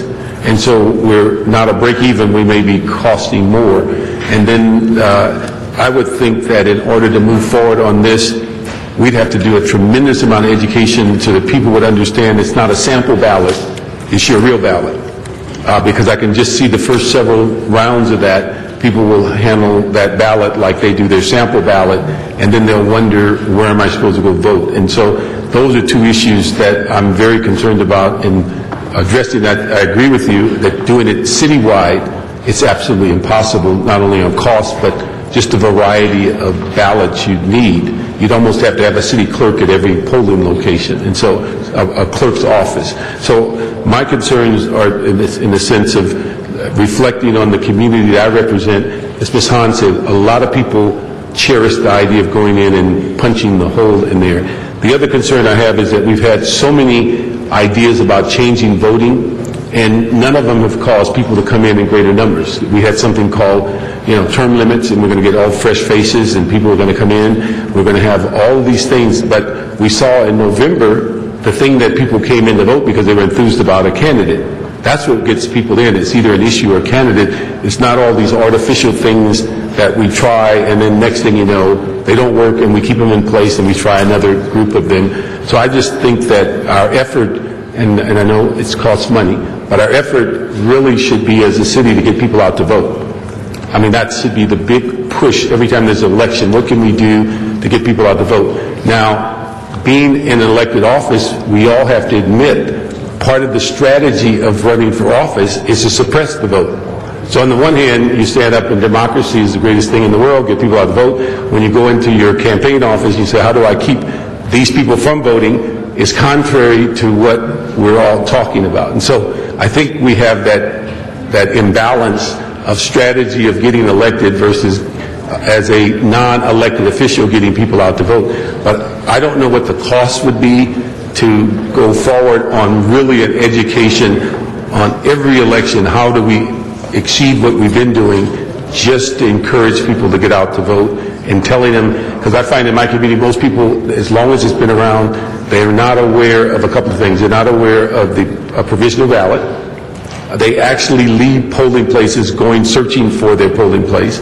And the other one they're not familiar with is this whole issue of what would prevent you from voting, because many people believe if you've ever been arrested, you'll never vote again. And to educate them on those issues that eliminate those hindrances, in my judgment, will cause a greater benefit than what we come up with as far as another way to change the system. So again, I thought when I looked at it earlier, that was the closest of all of them, but after reviewing it, I just don't think that it will serve what our intent is. Thank you, Mr. Parks. Mr. Garcetti, followed by Ms. Perry. Thank you very much, Mr. President. Thank you, colleagues. I think if I've heard folks right, I think there's an agreement that if, or an understanding that if there were as many precincts as there exist today, if everybody got a vote by mail, and remember, this is just for special elections, so these don't happen that frequently, and I have some data to kind of answer some of the questions that have been put forward, that people would feel comfortable if that protection was there, except for the one good point that Mr. Parks brings up, which is that it would cost some more than what we currently pay. That said, I think in Mr. Krikoyan's election, how much under budget were we in that election? About $300,000 to $400,000, I believe. Okay. So, we could do it still for what we're budgeting these days. Obviously, we save some money there, and potentially do both the vote by mail, everybody gets that ballot in these special elections, and keep open as many precincts as you'd normally have. And I think that would go a long way in addressing a lot of people's concerns, and I certainly would be supportive of that. In Oregon, it was interesting. It didn't impact communities of color negatively, and a lot of people thought it would be, to Mr. Alicone's point, there was about 4 or 5 different studies on it, thought that it would skew more Republican than Democrat. What was nice is that it actually skewed evenly. It wasn't more Democratic, so nobody could say this was just a way of getting out more liberal voters, or the opposite, more conservative voters. And part of that, they said, was, yes, while on one hand sometimes more conservative voters already vote by mail now, those that it would expand to are the ones who don't automatically get something, and they're less conservative sometimes, but that the new conservatives that weren't voting before balance that out as well. So they found in a number of different studies that were done, University of Oregon did one, a couple voter centers, that it was a wash. Now, in terms of how much it increased voting, in Oregon it's kind of different because they're doing this for all their elections, so it's tough, it's really apples and oranges, but it did increase, they estimate it probably had an impact of about 10% in a regular election higher. But they said the smaller the election and the smaller the electorate, the bigger impact this sort of system has. So if we are talking about doing this for those special elections, which Mr. Labange went through, Mr. Krikorian has gone through, which Mr. Cardenas, I believe, went through, I think if anybody else did here. Anyway, those, we would have much bigger turnout, and they say it would disproportionately make those actually count, so that in those districts, which are oftentimes disenfranchised districts, what you are getting is in communities that are lower income, you actually get more people out to vote where you don't usually. I think it's pretty appalling for all of us when we see how low the voter turnout is, but I do echo your predecessor's predecessor, Frank Martinez, who I think when he did the work looked and he suggested, I think, that this would be a smart way of moving forward, but the most important driver of an election is what's on the ballot. What's on the ballot is the main driver, but where we can get more people there and where we can do it in what we currently budget, I think that is a positive thing, and I think that as long as everybody had that opportunity to go into their precinct and drop something off for the first experiments of it, I think we could have something that protects people from that right which has been earned by so many people for so many years. But also, while Naleo, I think, had a letter of opposition against it, Southwest Voter was for it, and... Sorry? Oh, Naleo didn't anymore. That was an earlier iteration of it, too. So we've seen, civil rights groups, too, say, go forward with the experiment. And I think doing this for a special election would still be a smart thing, and so I rise in support of it. From the great 9th District, Councilmember Chan Perry. Thank you, Mr. Chair, and I did have a pretty exhausting meeting with a gentle person who is the head of the League of Women Voters, and a couple of questions that I had.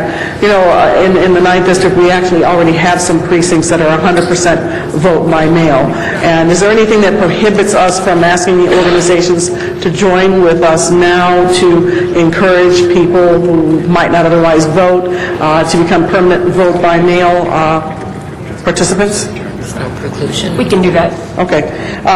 We can talk about how I don't want to use up all my time on that. So I wanted to highlight that already exists, and I'm not sure what the difference is between that and what is being proposed here, other than this is more of a demonstration project for special elections only. Now, I also had a question about voter centers. And before I go into that, I noticed some people shaking their heads about the polling places and people actually going to vote. And I think we need to remember, I know Janice understands this, I know Bernard and Herb understand this, any area that has a high concentration of elderly African American voters who have come to California, particularly from the southern states, have a memory, a terrible memory of having to pay poll taxes, being denied the right to vote, the simple act of being able to go and take your ballot and fill it out and put it in the ballot box. I know that I was raised with that tradition where my mother actually took me inside the polling place so that I could watch her vote. I did that with my child too, because that was instilled in me. And for some people, it's a pretty precious and simple act that, the sanctity of that needs to be respected. I am loath to even encourage the collapsing of polling places because it's very disorienting to people who are elderly, particularly on election day, and they often call us in a panic saying, where's my polling place? Can we get a ride? Can you help me? But I understand that the cost effects of that, we can do a better job of publishing that in advance. Your polling place is now at X, Y, fire station, school, or whatever. And of course, the questions of accessibility continue to be a challenge for us. But this neighborhood voting center, I wanted to know more about the distinction between that and an actual polling place, and how you make sure that people don't get confused by that. I believe we made the distinction in terminology because generally when you walk into a polling site, you expect to be handed a ballot and walk into a booth and vote, and then have it go through the machine that tells you if you've over or under voted, and then it goes into the ballot drop box. A neighborhood voting center, again, assuming that there are not one at every polling, again, assuming there are fewer precincts and that they've been combined, You would walk in, if you didn't have your ballot with you, you would have to vote provisionally. So you would be filling out an envelope in either case, whether it's a vote-by-mail envelope or the provisional ballot envelope. You'd be putting in the ballot, it would not go through the machine, but it would then go into the box. The other distinction is the only thing we would be able to count on the actual election day are those that we had already received in the mail. All the others would be counted, they just would not be counted that night. They would be counted in the canvass. Okay, I've run out of time. I'll press my button again, Mr. Chair. Okay, thank you. Ms. Perry, Mr. Rosendahl? Thank you, Mr. President. I have to think of Ted Williams. You know, I've been fighting for campaign reform for 40 years, and we've gone nowhere. And frankly, right now, the special interests have strangulated the political process. Also, we have no real television in this town or anywhere else that informs and educates and connects people to the issues enough so they know how to vote. I just want to say that as a statement. It's a depressing set of affairs, and I wish a lot of the folks in the League of Women Voters and Clean Money spent their time and energy enforcing the media, which is owned by the public, the airwaves, to do more to really inform, not these 30-second crazy garbage spots that we see that are an insult to the intelligence. As a backdrop, the cost of this, what would we do if we vote yes today? We put something on the ballot, and what does this mean? Special elections for direct mail? Explain it to me. It would be for single district vacancies. So that there would only be one ballot type, so that the same ballot would be in every neighborhood voting center in a specific district. And it would force people to vote by mail, or would they still have the option to go vote normally like they would? They could take their ballot with them to the voting center and vote on it at the site, and then put it into the envelope. I see. Who's doing that in the country right now like that? We don't know of anyone doing neighborhood voting centers. The reason that we proposed the neighborhood voting centers was so that people could still go to the polls. Oh, Denver? I've corrected information. Denver apparently has neighborhood voting centers. What about Portland? Or I thought Oregon had some of the... They're all vote by mail. They're all by mail? Mm-hmm. Okay, so let's hear that. Oregon is all by mail. There's no polling centers anywhere. Correct. And how long has that been in operation, and how has that been going, and what's the percentage of the votes and all of that and the costs? Early 2000. Well, if you know it, come on up. I want to know what's going on in a state that has done it by mail so we can see if we can learn something from something like that. Tom Reindl from the Election Division. I did observe elections conducted in Multnomah County, which includes a part of Portland. The methods that they use, of course, are that the entire state is vote by mail. They do not have neighborhood voting centers. What they do instead is they have drop boxes in government facilities, and they have a staff of people who, for several days prior to the election, while these drop boxes are made available, circulate and pick up ballots so that they can be tallied. How long have they been doing it, and is it cheaper than what we do? They began it in the early 2000s for statewide vote by mail. In terms of costs, they state that it is a savings. However, to compare it against what we do, I'm not able to make that comparison. Okay, I appreciate that very much, what you just said. So what we would be voting on today if we said yes is putting something on the March ballot that would say in a district, there are 15 districts, if what, somebody dies in office or quits or gets kicked out? Any vacancy, yes. Any vacancy for what? Just council? Just the city council. What we're also envisioning too, Mr. Rosendahl, is that it would not be obligatory but rather permissive, so that the clerk would study the situation, take into consideration cost, population, whether or not a county or state election was coming up closer, and then we would make a recommendation to the council, and then the council would have the final say on whether to conduct that election in a vote by mail plus neighborhood voting center style. So it is a permissive, it is a relaxation, but it is not obligatory for the council to do it. So this gives us an option that we don't have now. It doesn't mean we're going to vote by mail. It just means that we could experiment with it if we wanted in a given district if the issue arose of That's my someone understanding. Harit, am I correct? Yeah, that's right. The motion, I think, is to have an option in single district vacancy elections that would otherwise be a standalone election, for example, for the clerk to make a recommendation whether to conduct that election with this methodology, and then the council would have the say of whether to actually call that election as a vote-by-mail election with neighborhood voting centers. Okay, so then if we say yes to this, we're basically giving ourselves a potential option to maybe do this in a given district, and we as policymakers would make that decision on a case-by-case basis. Yes, or not. Okay, thank you. Mr. Krikorian? Thank you, Mr. President. I just wanted to rise in support of this measure and comment on a few of the issues that have come up.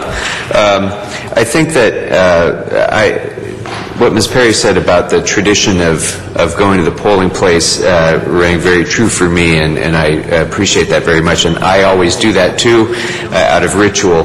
But one of the problems I think that we're having in maintaining those traditional polling places is that it's increasingly difficult to find locations. It's increasingly difficult to get sufficient number of volunteers to work as poll workers at those locations. And as a result of that difficulty, polling places do move around, causing more confusion than we would have if we had fewer locations that were more reliable election to election in the form of these neighborhood voting centers. And in terms of impacts on less regular categories of voters, new voters, young voters, recent immigrants, those categories of voters who have traditionally not been high absentee voter populations, haven't been high percentage voters in general. I would suggest that the absentee ballot process actually is a more welcoming, easier way for them to become empowered than asking them to go to polling places. We're hearing reports now throughout the country of right-wing groups that are going in as poll monitors into polling places and attempting to intimidate immigrant voters and new voters by being there present and trying to evaluate their credentials and so forth. That is eliminated if those people are encouraged to vote by mail. We don't have that intimidation factor. We don't have the factor of unfamiliarity with the process because it's a simple thing when you can do it from the kitchen table. And I think that we also have a problem, especially with our immigrant voters in a polyglot city like this, of finding sufficient poll workers who are conversant with multiple languages and can help people through the process. That is an intimidating factor about the polling place for many immigrant communities as well. So I think that we avoid many of those problems by moving to an all-absentee ballot process. It seems to have worked very well in our neighboring city in Burbank. Voter turnout did increase. We haven't had the kinds of problems that people are concerned about. So I think we should move forward with this, and I think it will have a positive impact on all of the very legitimate concerns that people expressed. I think those concerns are actually dealt with by moving forward with this process. It makes the process easier, and it doesn't eliminate the ritual aspect of going to the polling place. If you want to still do that, you can do it. You just might have to go a little bit farther to do it. Thank you, Mr. Krikorian. Mr. Huizar, followed by Mr. Labange. Thank you, Mr. President. And, this is the first time we discussed this as a full council, and there's some very legitimate concerns and issues raised, and it's a very good discussion, I believe. And the two main issues that were expressed, at least if I could summarize them, one is the impact on minority populations, and what does that mean? And I want to thank Mr. Alarcon, who is always bringing up those issues and raising those issues. I think the data tells us in those places where they have implemented this is actually increase the minority participation, not decreased it. And let me ask Kathy Fang to come up here if she could address that issue. The other issue as well about the, if you want to call it ritualistic, the practice of going to your voting booth. If we were to say that if we keep the polling places as they are now, and we still have the full vote by mail, would our costs increase? I mean, we're not going the back and forth, right? We're not selling the postal going and the materials that we get. So we have savings from that we don't have to request and send back, but we keep the same amount of polling places. Have we done that analysis? What's the cost if we do full vote by mail and keep the amount of polling places that we have now? In a single, we had the information citywide, it'll be more expensive. It will? Yes. And why is that? Because you still have the cost of operating them, but there's an increase in cost of sending everybody a ballot, correct? Yes, because you're doubling your methodologies. You're running two types of election methodologies at the same time. So it would be in a single district, if not as expensive, possibly even a little bit more expensive. I got you. And Ms. Fang, if you could address the issue with my remaining time on the data and what has been shown to happen to minority populations in other jurisdictions where they've adopted this type of voting. Thank you. The nice thing is that we are not doing this entirely out of the blue. There are other jurisdictions that use vote by mail, and major cities like Denver that have implemented vote by mail with neighborhood voting centers as a complement in order to address the very kinds of questions that our city council members have been asking. They know that some voters like to go to polling sites in order to receive assistance because they like the tradition of walking through the fall leaves and casting a ballot, or because it's just the tradition that they have been grown up with. What we know in Denver is we looked specifically at precincts that had high minority populations. And we know in Denver citywide, voter turnout actually increased as a result of people automatically receiving a ballot that they could vote on and then mail back. What we also know is that in those precincts with high minority populations, both Latinos and African Americans, that those precincts not only had an increase in the voter turnout, but their relative increase was greater than the rest of the city, citywide. And what that means is that it tells us that if given the choice, an easy choice where voters don't have to first receive a sample ballot, fill out a request for a vote-by-mail ballot, send it in, then receive the vote-by-mail ballot, and then vote, if it's a single step where it's just arriving at their doorstep at the same time as a sample ballot, that voters are much more likely to use it, and that minority voters are warm to the idea because they like not having to go on a Tuesday, cut out time from dropping off their kids or doing the double shift, and be able to cast a ballot on a day of their convenience by simply mailing it back. So we're looking at other jurisdictions, and I think that a lot of the changes that have been made to make sure that our minority communities and low voter turnout communities are accommodated, I think that this motion encompasses that and takes the lessons learned from Denver and incorporates those. Mr. LaBonge. Hi, I just want to ask a question. Anyone talk to any political consultants at this table? Ask them their opinion?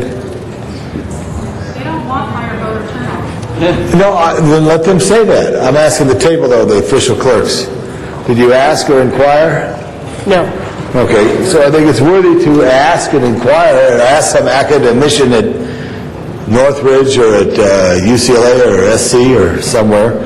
Also, I got this turned out here. The last high percentage of votes was in 1993 when Mr. Bradley completed his last term, and there was the open citywide election, where anywhere from 40 to 50%. What is our goal in this here? What is our goal in increasing? Is there a goal that we've established, Mr. Weezer?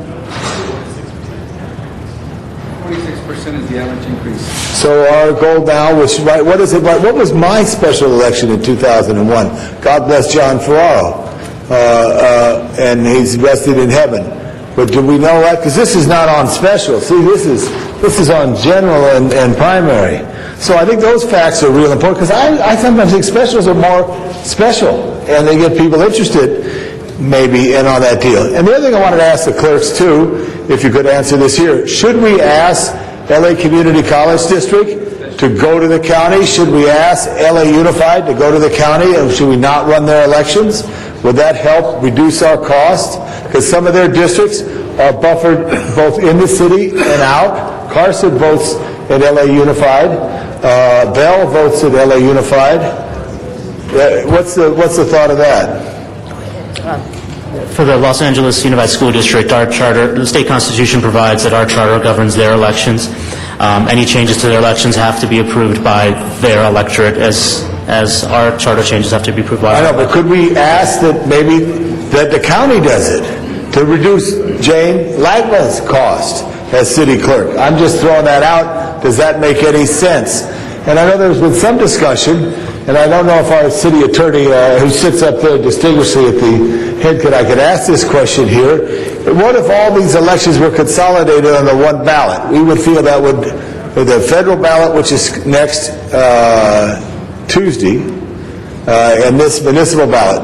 What I've often heard is it's too long of a ballot in this issue. Is that something that you've heard as professionals? Is it related to vote by mail?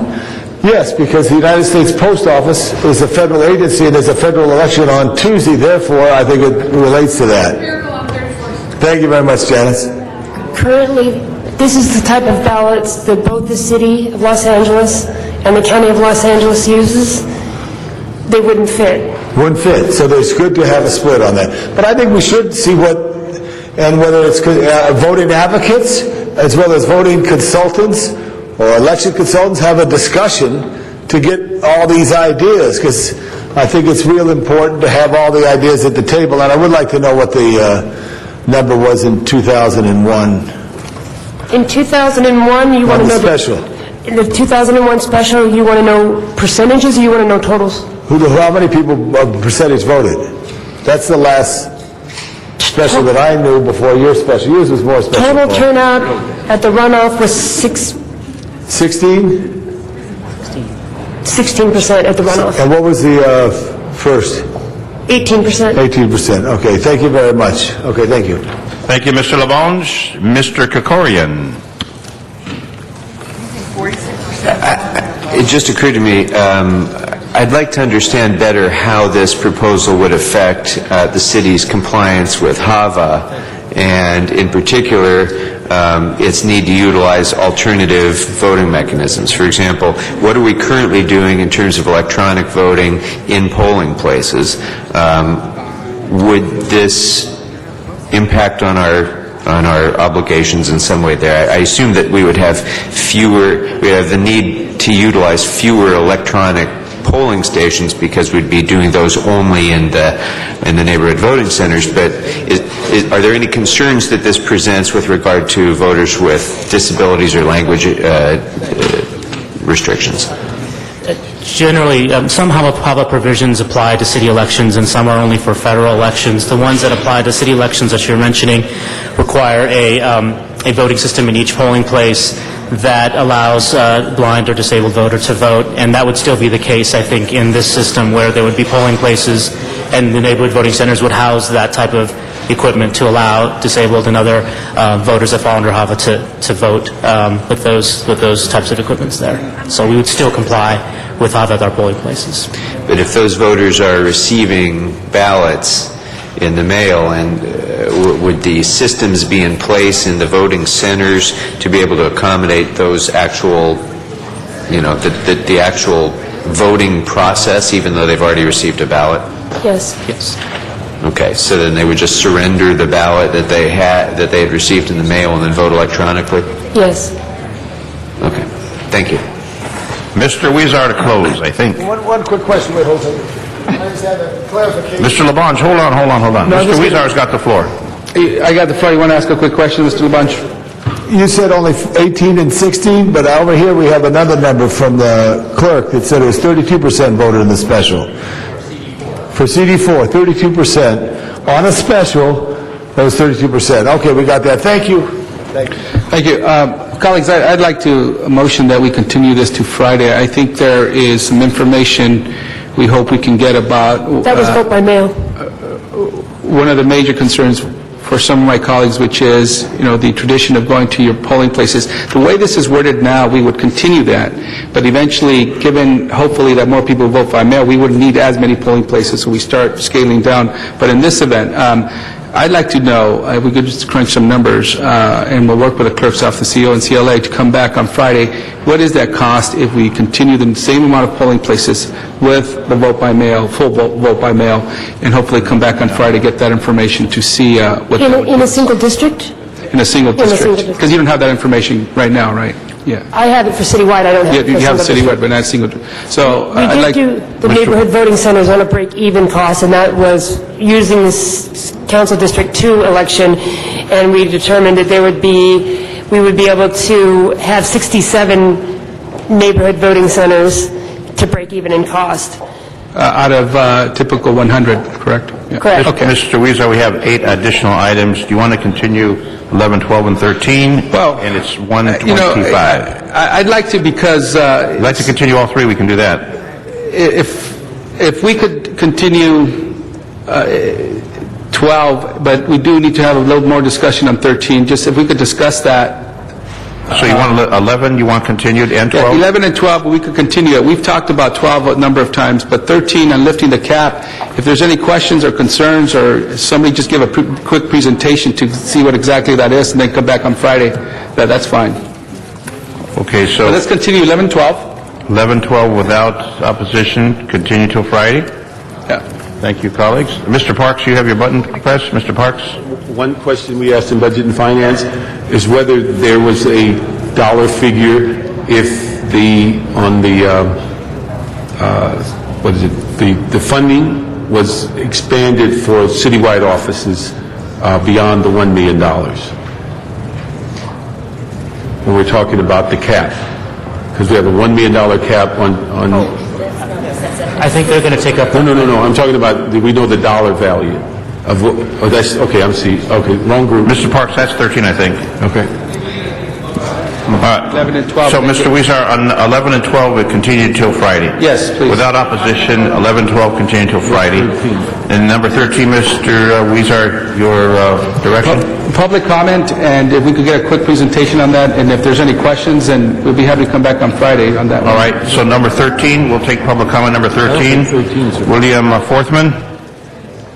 William Forthman,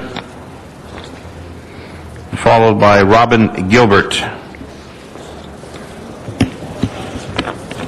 I'm from Porter Ranch, and I'm on the board of the Clean Money Campaign, and I'm hoping that Councilman Huizar's and Garcetti's program will be experimented with, and if you do adopt a more efficient and more voter-friendly electoral system, I would hope that some of the savings from that could be added to the voter matching funds fund.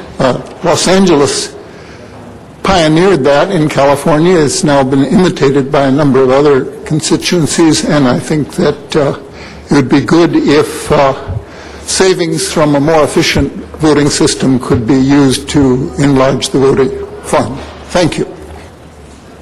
Thank you, sir. Robin Gilbert. Yes, hi.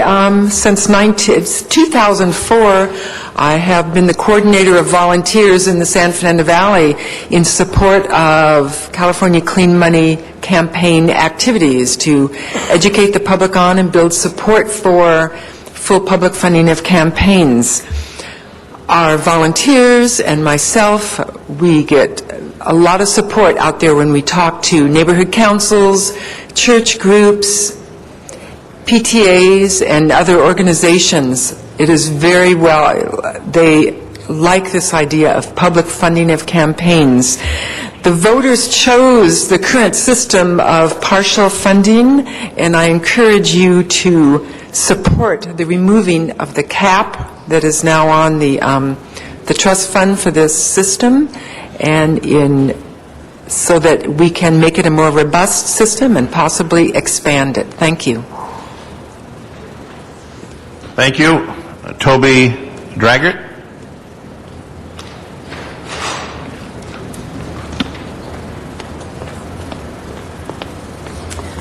Hello, Toby Draggett. I live in downtown Los Angeles, and I've been advocating public funding for a long time. Some of you have seen me here before, but this particular measure of raising the cap on the matching funds in Los Angeles, I think, is really important to do, because if a candidate doesn't have sufficient funds, they won't be able to utilize the matching funds and therefore bypass the public or the private funding that's prevalent now in our politics, which I think is probably threatening our democracy more and more each day. I really applaud the City Council for bringing forth some innovative thinking. I think when people see politicians, elected officials, doing some making some bold changes, doing something different, trying to improve things rather than just staying with the same old failed policies, they will see an increase in voter participation. And I'm pretty excited about the voters, what is it, pledge, voters' rights, the bill that the three, anyway, whatever it's called, Voters' Bill of Rights, yeah. I think that might get people interested in politics again, and if they can feel like they have a voice rather than big money owning the politicians right now, that might be a good start toward improving our democracy. Thank you. David Holtzman?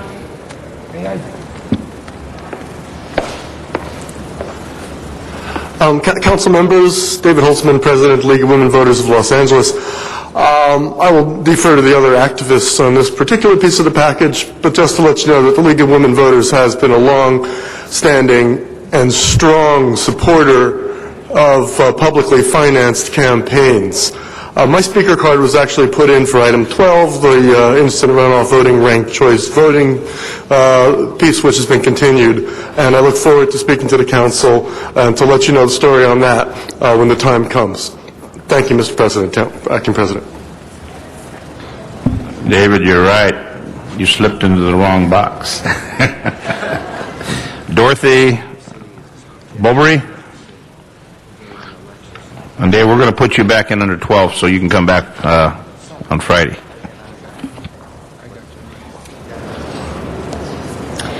Mr. President, members of the council, I'm Dorothy Boberg, a homeowner in Los Angeles for 58 years, past president of the Northridge Civic Association, and recently active in organizing the Northridge Neighborhood Councils. And I've also been a realtor in the Valley for 21 years and now retired. I have watched the council over the years and have become convinced that there is too much special interest money spent in all levels of politics, and I feel that dialing for dollars takes too much of your time. I support the partial public funding of campaigns, but I'm looking forward to your removing the cap on private financing so that policy is based on votes, not money. I will appreciate your yes vote on this issue. Thank you, and especially thank you for listening to all the public comments. Filled out on 12 and 13. I'll call you for 13, Trent Lang. And then we'll put you back in the box for 12 for Friday. Hello, Trent Lang, President of the California Clean Money Campaign. I'd like to thank the Council and Councilmembers Huizar, Garcetti, and Koretz for bringing this forward. I think that the election, the huge amounts of money that we're seeing in this election, a recent study showed that over $2 billion is likely to be spent in the current congressional campaigns, shows how we really have to address this problem. The voters of Los Angeles passed the partial public financing system in 1990. It's been working reasonably well. Senator Forgotten studies found that it increased the number of grassroots candidates. I know most of you actually use this system. It increased the importance of small individual contributions over corporate and large contributions. So it's had very positive effects. But it needs to be fixed. It needs to be tweaked. It's a 20-year-old system, and these changes to the charter would start to do that, removing the cap on the public financing system so that we make sure that we have enough funds when we have a very highly contested election like the upcoming 2013 elections with open mayoral seats. It's likely to be very expensive. There's a question of whether or not this is going to cost the city money, because currently the charter actually allocates $3 million a year that the voters ask for. Raising the cap would make sure that money stays into the system. Now, the vast majority of the time, the money does stay in the system because it's used. It's only been 2 or 3 times that any funds have gone back to the general fund. So this would delay it for a year. It shouldn't have too much cost, but allow the flexibility to expand it later, and those funds will be allocated anyways as per the charter. So these changes would help us fix and improve the system. We look forward to working with ordinance to make the system even better and stronger and help fulfill the role of voters. Thank you. Thank you. Joe Saidita.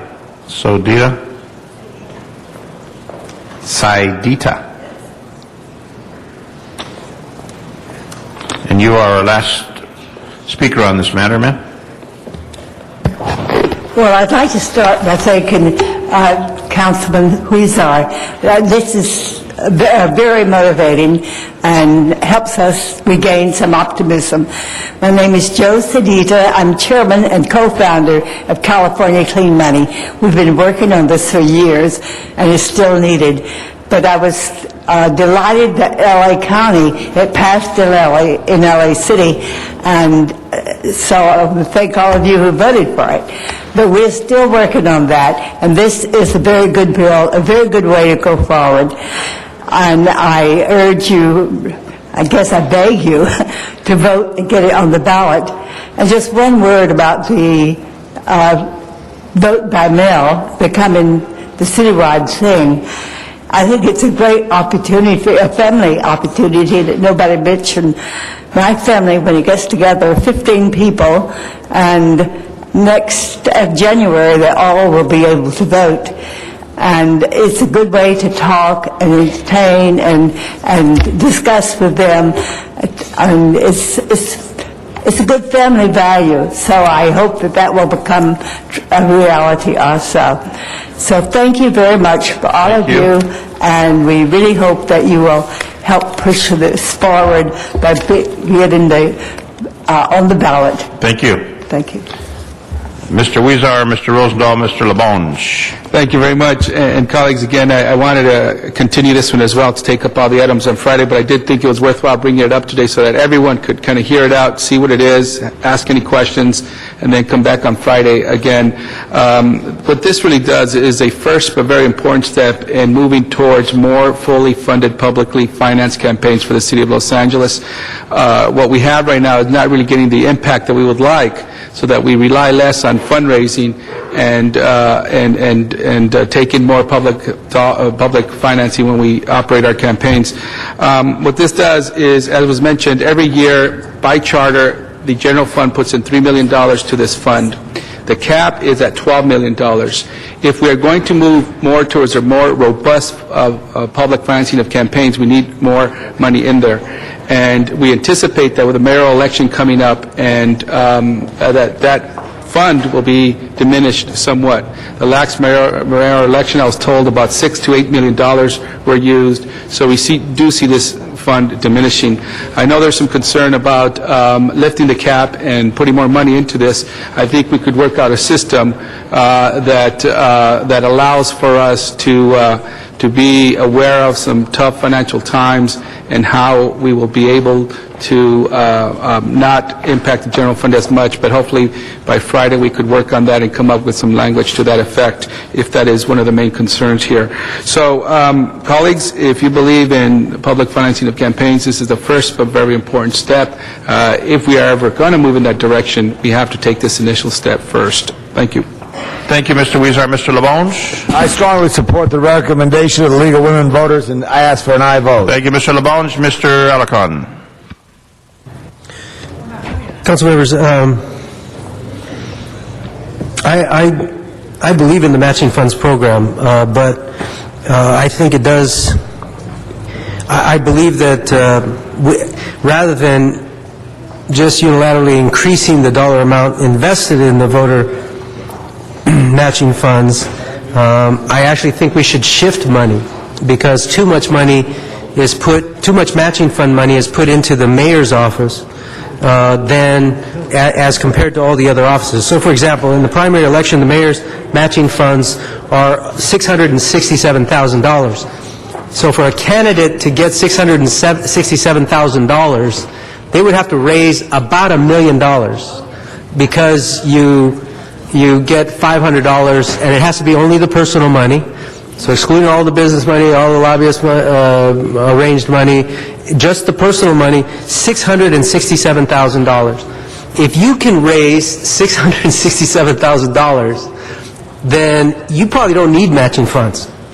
And so I think the cap on the mayor's office, and then in the general election, it's $800,000. So I think we need to cut that in half, or more, because I don't think, to run a legitimate campaign in the mayor's race, you might need $1 million, but this $667,000, you already have $1 million. And I think that we can spread the dollars saved by reducing the cap on the mayor's race to the other council races, and have the same effect of expanding the budget without increasing the total amount. So I think that's a different way to go. And I offer that. I haven't studied this. I'm responding to Mr. Huizar's motion. It's been a concern of mine since I ran for the mayor's race, and the two prominent candidates maxed out, and nobody else could. And so it took away the effect of, the idea of matching funds was to take away the power of incumbency. And in fact, I believe our matching fund system for the mayor's office, in particular, contributes to the incumbency factor. So I think that's a different way that should be analyzed, that we go. In terms of the council office, the city attorney, by the way, by comparison, is in the primary for city attorney is $300,000. We might want to lower that a little bit. The controller is $267,000. We might want to lower that a little bit. In the council offices, it's $100,000. I don't have a great concern about that, because you'd probably have to raise about $150,000 to get that $100,000, which means you got $250,000, which is about a decent campaign in the council district office. So I don't have a problem with the council office, but on the citywide elections, I think all we're doing is padding the coffers of incumbents. So I think we should look at the caps as opposed to raising the entire dollar amount at this particular time, given our really tough economy. Thank you, Mr. Alarcon. Mr. Huizar, our final speaker on this matter. I have a low bar, right? Thank you very much. And those are some very good issues that Mr. Alarcon raises, and that's precisely why we've got to lift the cap, because as part of this motion is that those are issues that are in the ordinance, not the charter, the ordinance. So what we want to do is lift the cap, know that we have the ability to even play with the formulas, because if we don't have the ability within the charter to play with the formulas, we can't even get to the ordinance and the questions that Mr. Alarcon, well, we could change them at the same time, but we're looking at this as a sequential step. Let's make sure that the voters approve that we're lifting the cap, and then we'll deal with the ordinance and make sure that we have that authority. That's kind of like the second step that we're talking about, but those are precisely why we want to move forward, because we do think there are some changes and some updates to make. So thank you, and I look forward to discussing this on Friday, and I appreciate everybody's comments. I think they're very good ones, and I hope we can get there so that we can continue finding ways to increase voter participation and confidence in our voting procedures and elections in the city of Los Angeles. Thank you. 11, 12, and 13, without opposition, continue until Friday. That will be the direction. Mr. Clerk, next item, please. Mr. President, that brings us to item number 1. It is a PCN in Council District 14 that is noticed for a public hearing. A recommendation is required to grant or deny the application. Mr. Huizar, 2 cards. John Walsh. number 1, Mr. Walsh.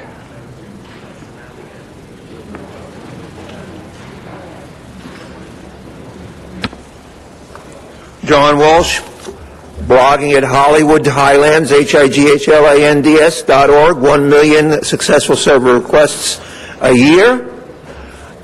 And, of course, you can email us with your documents at hollywooddems@gmail.com, and you can watch us, listen to us on, or see us on Twitter at HollywoodDems. You know, why don't we have a cap on alcohol? There seems to be an unending desire of you to add more and more convenience to alcohol. We just talked about how far you have to travel to vote. You can travel no more than 100 feet in Hollywood, and now it's like the whole city, to buy alcohol. Alcohol, alcohol, alcohol, alcohol. It's a poison, just like dope is a poison. HollywoodHighlands.org. You're going to vote it. Elizabeth Peterson.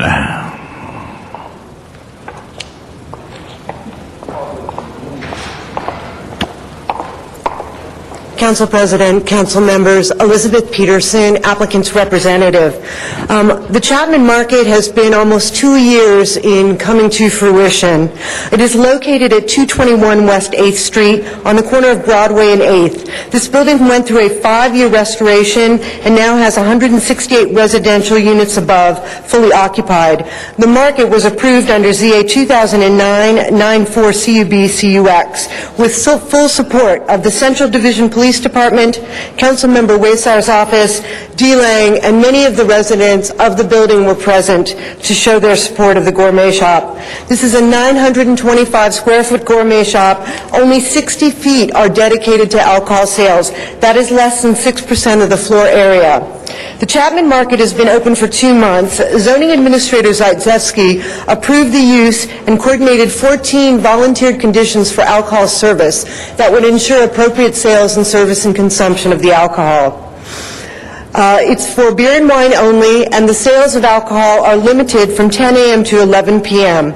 This is a historic monument, LA 999, built in 1911. It was restored over $30 million dedicated to the project.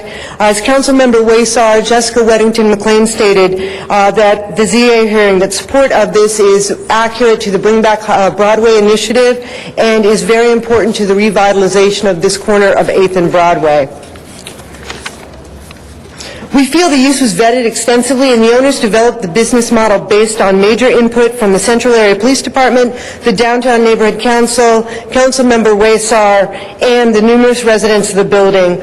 The added amenity, once again, is only 6% of the sales of alcohol on the floor, the neighborhood, and makes this business more viable. The business will assist in making 8th and Broadway light, bright, and safe, also activating the nighttime streetscape. So we appreciate support of the project. Thank you very much. Mr. Weezer, a motion on this matter is required. There's no motion required, right, as to adopt the report, and I think there has to be a technical correction on the agenda that says CD9, it's actually CD14, okay, and so I think we just adopt the report. Is that accurate? Mr. Clerk, Mr. City Attorney, direction. Mr. City Attorney. A motion is required either to grant or to deny. Mr. Weezer, I told you a motion is required. To adopt the... Can we continue this to Friday, please? Let's continue this to Friday. The motion would be to approve or deny the application, We were caught off guard because it said CD9, and we weren't aware that this item was coming up in our district today because the agenda said CD9. So if we could continue this to Friday, we appreciate it. Thank you. With that consideration, it will be continued to Friday. Next item, please. Item number 2. Number 2. No cards. Well, you know what? We're going to approve it. So recommendation for approval on number 2. Mr. Garcetti. I just want to thank Councilmember Zine for his incredible leadership on this. Thank you, Mr. Garcetti. Although I know it's also in Council District 12, so it might have been mostly Mr. Smith, but you gave it that added push. Thank you very much. I'm helping him out. Open the roll, close the roll, tabulate the vote. 12 ayes. Very well. Next item, please. That brings us to item number 19, called Special for Cards. Number 19, John Walsh. Number 19, Mr. Walsh is our only public speaker on the matter. Mr. J. Verada, go back to work.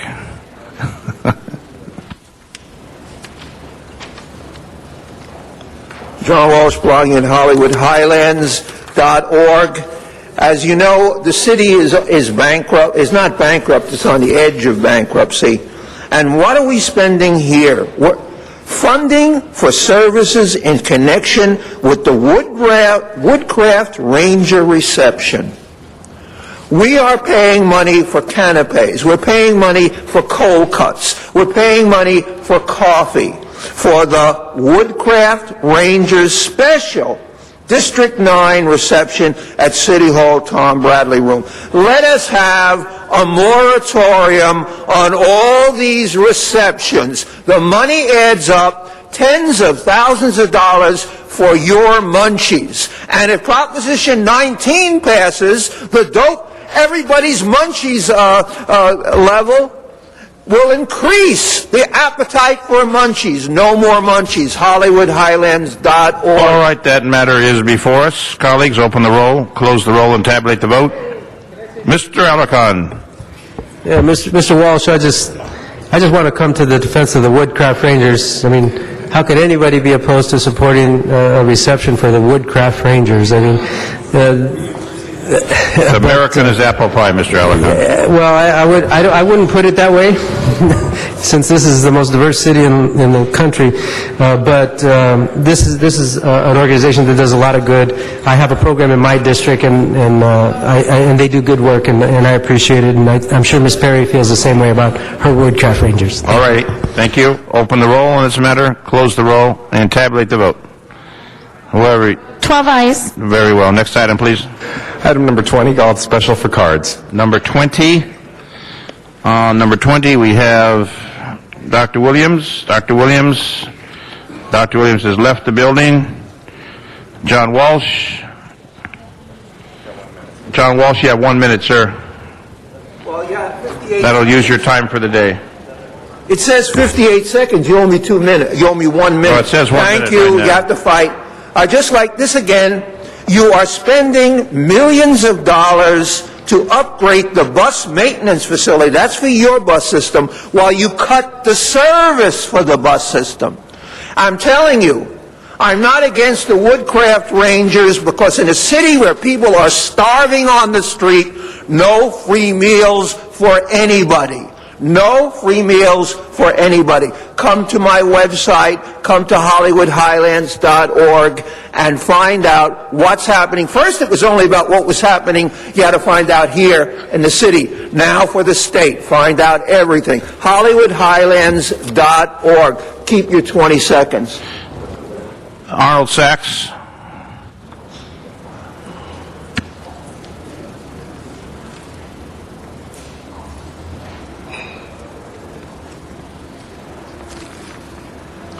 Thank you. Good afternoon, Arnold Sachs. I was just curious because I know that the MTA will be considering funding for a new bus facilities right across the street from their headquarters. So was there any kind of concern or thinking along the lines of, well, if the MTA is considering new bus facilities in downtown LA, right across from where their headquarters are located, maybe we could piggyback with them, save the $1.9 million, and have a combined bus facilities that would be able to entertain the work needed for both the MTA buses for that one particular division and the buses that are used for the LADOT. I know that that's a far-reaching idea, and it would have saved $1 million, but nevertheless a good thought. Thank you. All right, that matter is before us, colleagues. Open the roll, close the roll, and tabulate the vote. 12 ayes. Next item, please. That brings us to item 23, called special for cards. Number 23. Item number 23, John Walsh. He's out of time. That matter is now before us. Open the roll, close the roll, and tabulate the vote. 12 ayes. Next item, please. Mr. President, would you like to would you like to recess to closed session? Or we could recess the regular meeting and go into the special? Let's do the special.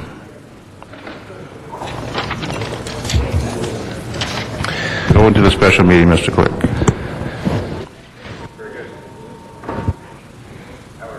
Hit that button so we can hear you.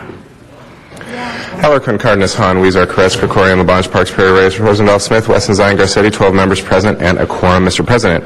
On the special agenda, item 28 is an item which a public hearing has been held. On number 28, public hearing has been held. There are cards on this matter. If anyone wishes to open. Public meeting has been held. There's no recommendation to open. So on that matter, no one on the queue. Open the roll. Close the roll and tabulate the vote. 12 ayes. Next item, please. Is your speaker not working? Or your foot's not working? Item 29 is an item for which a public hearing has not been held. 10 votes are required for consideration. Number 29, Arnold Sachs. And John Walsh, who's out of time, so we'll hear from Arnold Sachs. Thank you. I believe Mr. Walsh would get another minute for a special meeting, but he's already left. And nevertheless, the elusive Quimby fees that will be generated by these projects, we had a recall or a recount or idea of just how much, again, in Quimby fees are stashed away somewhere in some part of the city vault, not being touched, not being used, just for the benefit of the public's sake. It would be clarifying for just to know. Thank you.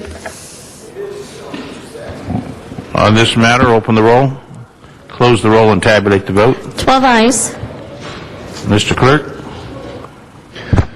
Mr. President, that concludes the special meeting. Would you like to take up item number 27? Number 27. Mr. City Attorney, on number 27? Sir, pardon me. Would you like to first adjourn the special meeting? Yes. And subsequently return to the regular agenda and take up item number 27? Yes. And then we have a closed session item. Mr. City Attorney? Number 27. It's scheduled for closed session if there's a motion, colleagues, or we will go into closed session for a briefing. Mr. Garcetti? Close the... It's the discretion of the chair. Just do it. All right, we will go into closed session. All right. Sergeant Arms, we have one item on the closed session. We will be adjourning to closed session for this particular matter, then we will reopen.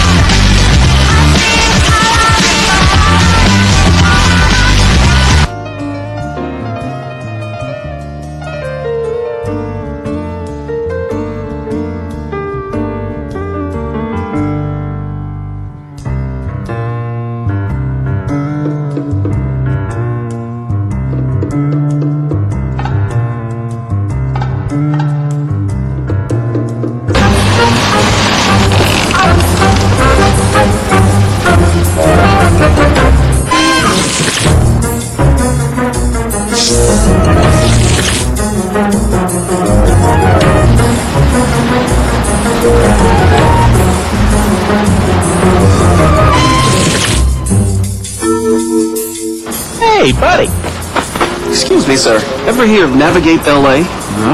How would you like to have access to maps, mailing lists, sewer connections, construction permits, neighborhood councils, and much more? Sure. Step right on in.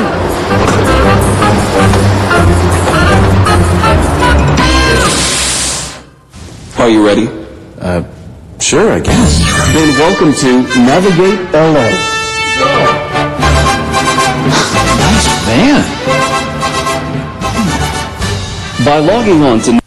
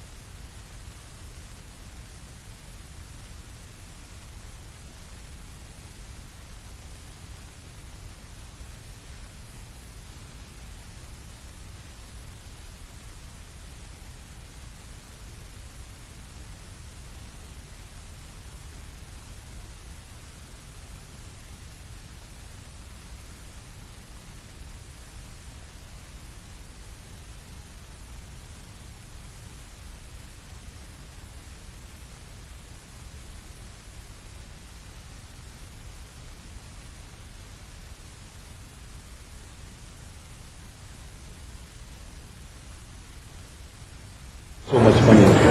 We're good? Yeah, well, I think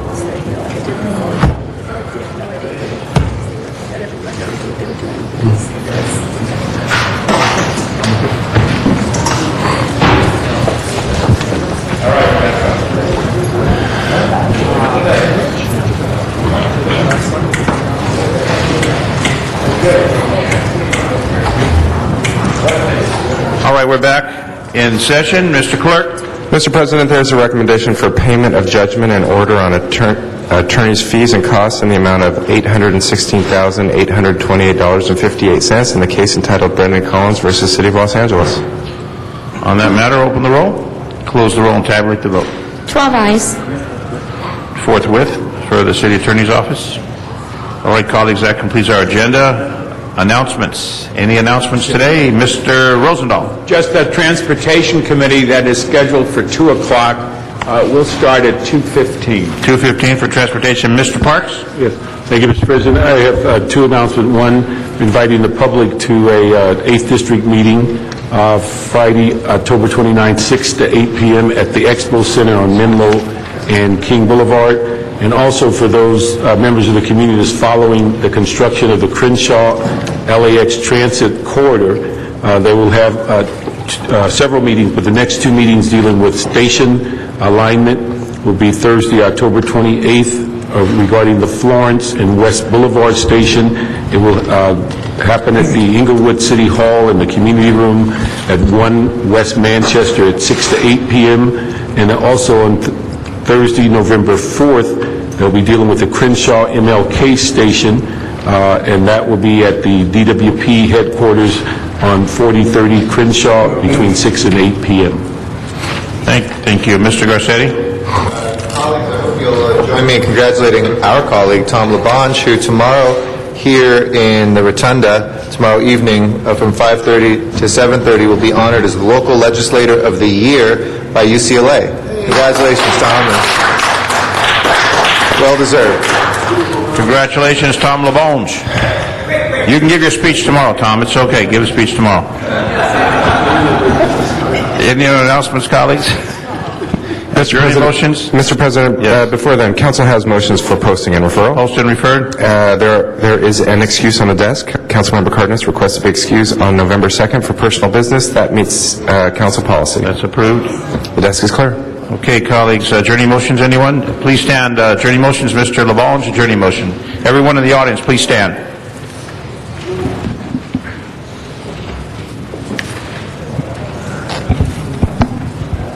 Members, I'd like to adjourn in memory of Teresa Fuentes. She's the mother of Chuck Fuentes, who was a deputy to Mr. Hahn when he was in the city attorney's office, a sixth-generation Californian. She passed away recently, but she lived a full life, 86 years old.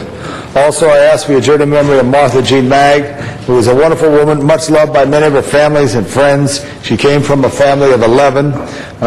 She was 81 years old. She survived by her children, as well as two of her sisters, including Sister Jenny. It's Sister Jenny's sister died. So I hope you could join me on that, Mr. Weezer.